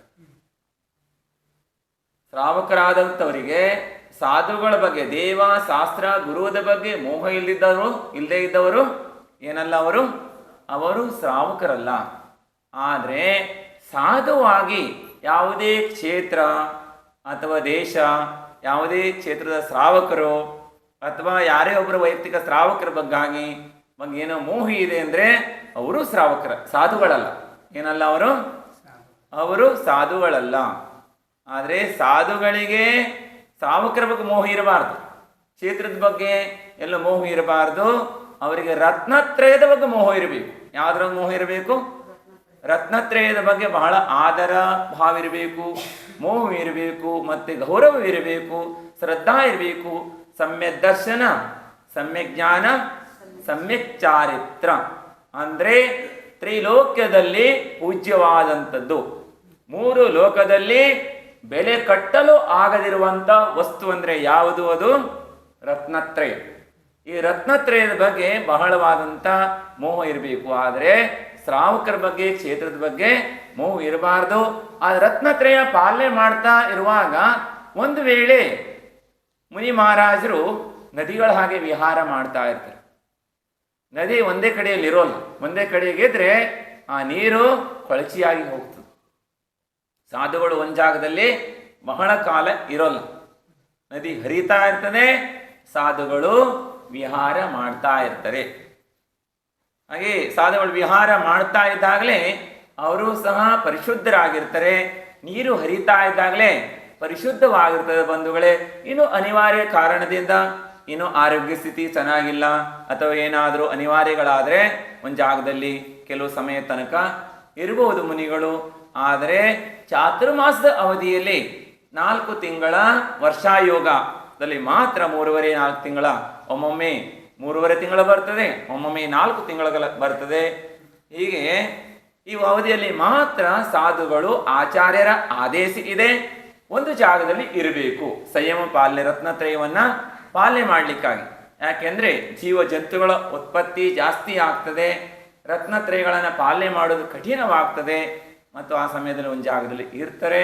ಎಲ್ಲ ಕಡೆ ಶ್ರಾವಕರು ಸಹ ಭಾವನೆಯನ್ನು ಮಾಡ್ತಾರೆ, ಆ ವರ್ಷಾಯೋಗ ನಮಗೆ ಪ್ರಾಪ್ತವಾಗಲಿ, ನಮ್ಮ ಸಾನ್ನಿಧ್ಯ ನಮಗೆ ಪ್ರಾಪ್ತವಾಗಲಿ ಅನ್ನುವಂಥ ಭಾವವನ್ನ ಎಲ್ಲ ಶ್ರಾವಕರು ಮಾಡ್ತಾ ಇರ್ತಾರೆ. ಆದರೆ ಯಾರು ಭಾಗ್ಯದಾಗಿದೆಯೋ ಅವರಿಗೆ ಪ್ರಾಪ್ತವಾಗ್ತದೆ. ಸಾಧುಗಳಿಗೂ ಸಹ ಗೊತ್ತಿರಂಗಿಲ್ಲ ಇಂಥ ಕಡೆ ಚಾತುರ್ಮಾಸ ಆಗ್ತದೆ ಅನ್ನೋದನ್ನು. ಅದಕ್ಕೆ ಆಚಾರ್ಯ ಭಗವಂತರು ಹೇಳ್ತಾರೆ, ಪ್ರವಚನವನ್ನು ಅವಶ್ಯ ಕೊಡಬೇಕು, ಆದರೆ ವಚನವನ್ನು ಕೊಡಬಾರದು. ಏನು ಹೇಳ್ರಿ? ವಚನ ಕೊಡಂಗಿಲ್ಲ. ನೀವು ಭಾವನೆಯನ್ನು ಮಾಡಿದ್ರಿ, ಆದರೂ ಆಗ್ಬೋದು, ಆಗದೆ ಇದ್ರೂ ಇರಬಹುದು. ಏನು ಹೇಳ್ರಿ? ಆದರೆ ಒಂದು ಸಲ ಭಕ್ತರಾದ್ರೆ ಭಕ್ತಿ ಎಂದು ಸಹ ಏನಾಗೋಲ್ಲ, ನಾರಾಜ ಆಗೋಲ್ಲ. ಭಕ್ತಿ ಮಾಡಿದ್ರೆ ಸಬರಿಯಾಗಿ ಭಕ್ತಿ ಮಾಡಬೇಕು. ಕಾದಿರುವಳು ಸಬರಿ ರಾಮ ಬರುವನೆಂದು ಯುಗ ಯುಗಗಳು ಕಳೆದವು. ಆದರೆ ಸಬರಿ ಏನು ಮಾಡ್ತಾ ಇದ್ಲು? ಕಾಯ್ತಾ ಇದ್ಲು. ಆದರೆ ಯಾವಾಗಾದ್ರೂ ಒಂದು ದಿವಸ ರಾಮ ಬರ್ತಾನ ಅಂತ. ಹಾಗೇನೆ ತಾವು ಸಹ ಭಾವನೆಯನ್ನ ಮಾಡ್ತಾ ಇದ್ರಿ, ಬಹಳ ದಿನಗಳಿಂದ ಭಾವನೆಯನ್ನ ಮಾಡಿದ್ರಿ. ನಿಮ್ಗೆ ಯಾವ ನಿಶ್ಚಿತವಾಗಿ ಏನಾಗ್ತದೆ, ಒಂದಲ್ಲ ಒಂದು ದಿವಸ ನಿಶ್ಚಿತವಾಗಿ ಪ್ರಾಪ್ತವಾಗ್ತದೆ. ಸಿಗಲಿಲ್ಲ ಅಂದು ನಾರಾಜು ಆಗಬಾರ್ದು. ಈ ಮಹಾರಾಜರು ಇಷ್ಟೆಲ್ಲ ಕೇಳ್ಕೊಂಡಿವಿ, ಇಷ್ಟು ವರ್ಷದಿಂದ ಹೇಳಿದ್ವಿ, ಎಲ್ಲೆಲ್ಲ ಹೋಗಿ ಕರೆದಿವಿ. ನಾವು ಕಳೆದ ವರ್ಷ ಅಂತ ಹೊನ್ನೊಳ್ಳಿ ತನಕ ಹೋದವಿ, ಭಾಳ ದಿವಸ ವಿಹಾರದಲ್ಲೂ ಇದ್ದೀವಿ. ಮತ್ತು ಹೋಗಿ ಮಹಾರಾಜರ ಹಾವೇರ್ಲಿ ಚಾತುರ್ಮಾಸ ಮಾಡ್ರು, ಬರಲೇ ಇಲ್ಲ ಇಲ್ಲಿ. ಹೋಗ್ಲಿ, ಕಳೆದ ವರ್ಷ ಅಂತೂ ಬರೋಕ್ಕಾಗಲಿಲ್ಲ. ಮಹಾರಾಜಗೆ ದಿನನೂ ಕಡಿಮೆ ಇತ್ತು, ಕಾಲೆಲ್ಲ ಏನಾಗಿದ್ದು, ಡ್ಯಾಮೇಜ್ ಆಗಿದ್ದು, ಬರೋಕ್ಕಾಗ್ತಾ ಇರಲಿಲ್ಲ. ಇಂದರು ಬಂದಾರಲ್ಲ, ಈಗಾರು ಚಾತುರ್ಮಾಸ ಮಾಡ್ಬೇಕಿತ್ತಲ್ಲ, ಈಗೂ ಮತ್ತೆ ಹೋದ್ರವ್ರ. ಹಂಗೆಂದು ಸಹ ತಿಳ್ಕೊಳಂಗಿಲ್ಲ ನೀವು. ನಮಗೆ ಗುರ್ತೈತಿ, ಯಾಕಂದ್ರ ನೀವು ಸಮ್ಯ ದೃಷ್ಟಿಗಳಿದ್ರಿ, ಸಮೀಚೀನವಾದಂಥ ಶ್ರದ್ಧಾ ಮಾಡೋರಿದ್ರಿ ಬಂಧುಗಳೇ. ಹಾಗೆ ನಾವು ತಿಳಿದು ನೋಡೋಣ, ವಾಸಪೂಜೆ ನಗರ ತೇರ್ದಾಳವನ್ನು ನೋಡು ಅಂತ ಹೇಳಿ ಅಲ್ಲಿಂದ ವಿಹಾರ ಮಾಡ್ಕೊಂಡು ಬಂದಿವಿ. ಪ್ರಶಸ್ತವಾಗಿದೆ. ಧ್ಯಾನ ಅಧ್ಯಯನಕ್ಕೆ ಸಾಧನೆಗೆ ಯೋಗ್ಯವಾದಂಥ ಸ್ಥಾನವನ್ನು ಮಾಡಿದ್ರಿ, ಬಹಳ ಯೋಗ್ಯವಾಗಿದೆ. ನೋಡೋಣ ಯಾರ ಭಾಗ್ಯದಲ್ಲಿ ಹೇಗಿದೆ ಅಂತ ಹೇಳಿ. ಅಹಿಂಸಾ ಪರಮೋ ಧರ್ಮ ಕಿ, ಪ್ರಭು ದೇವ ತುಮಾರ.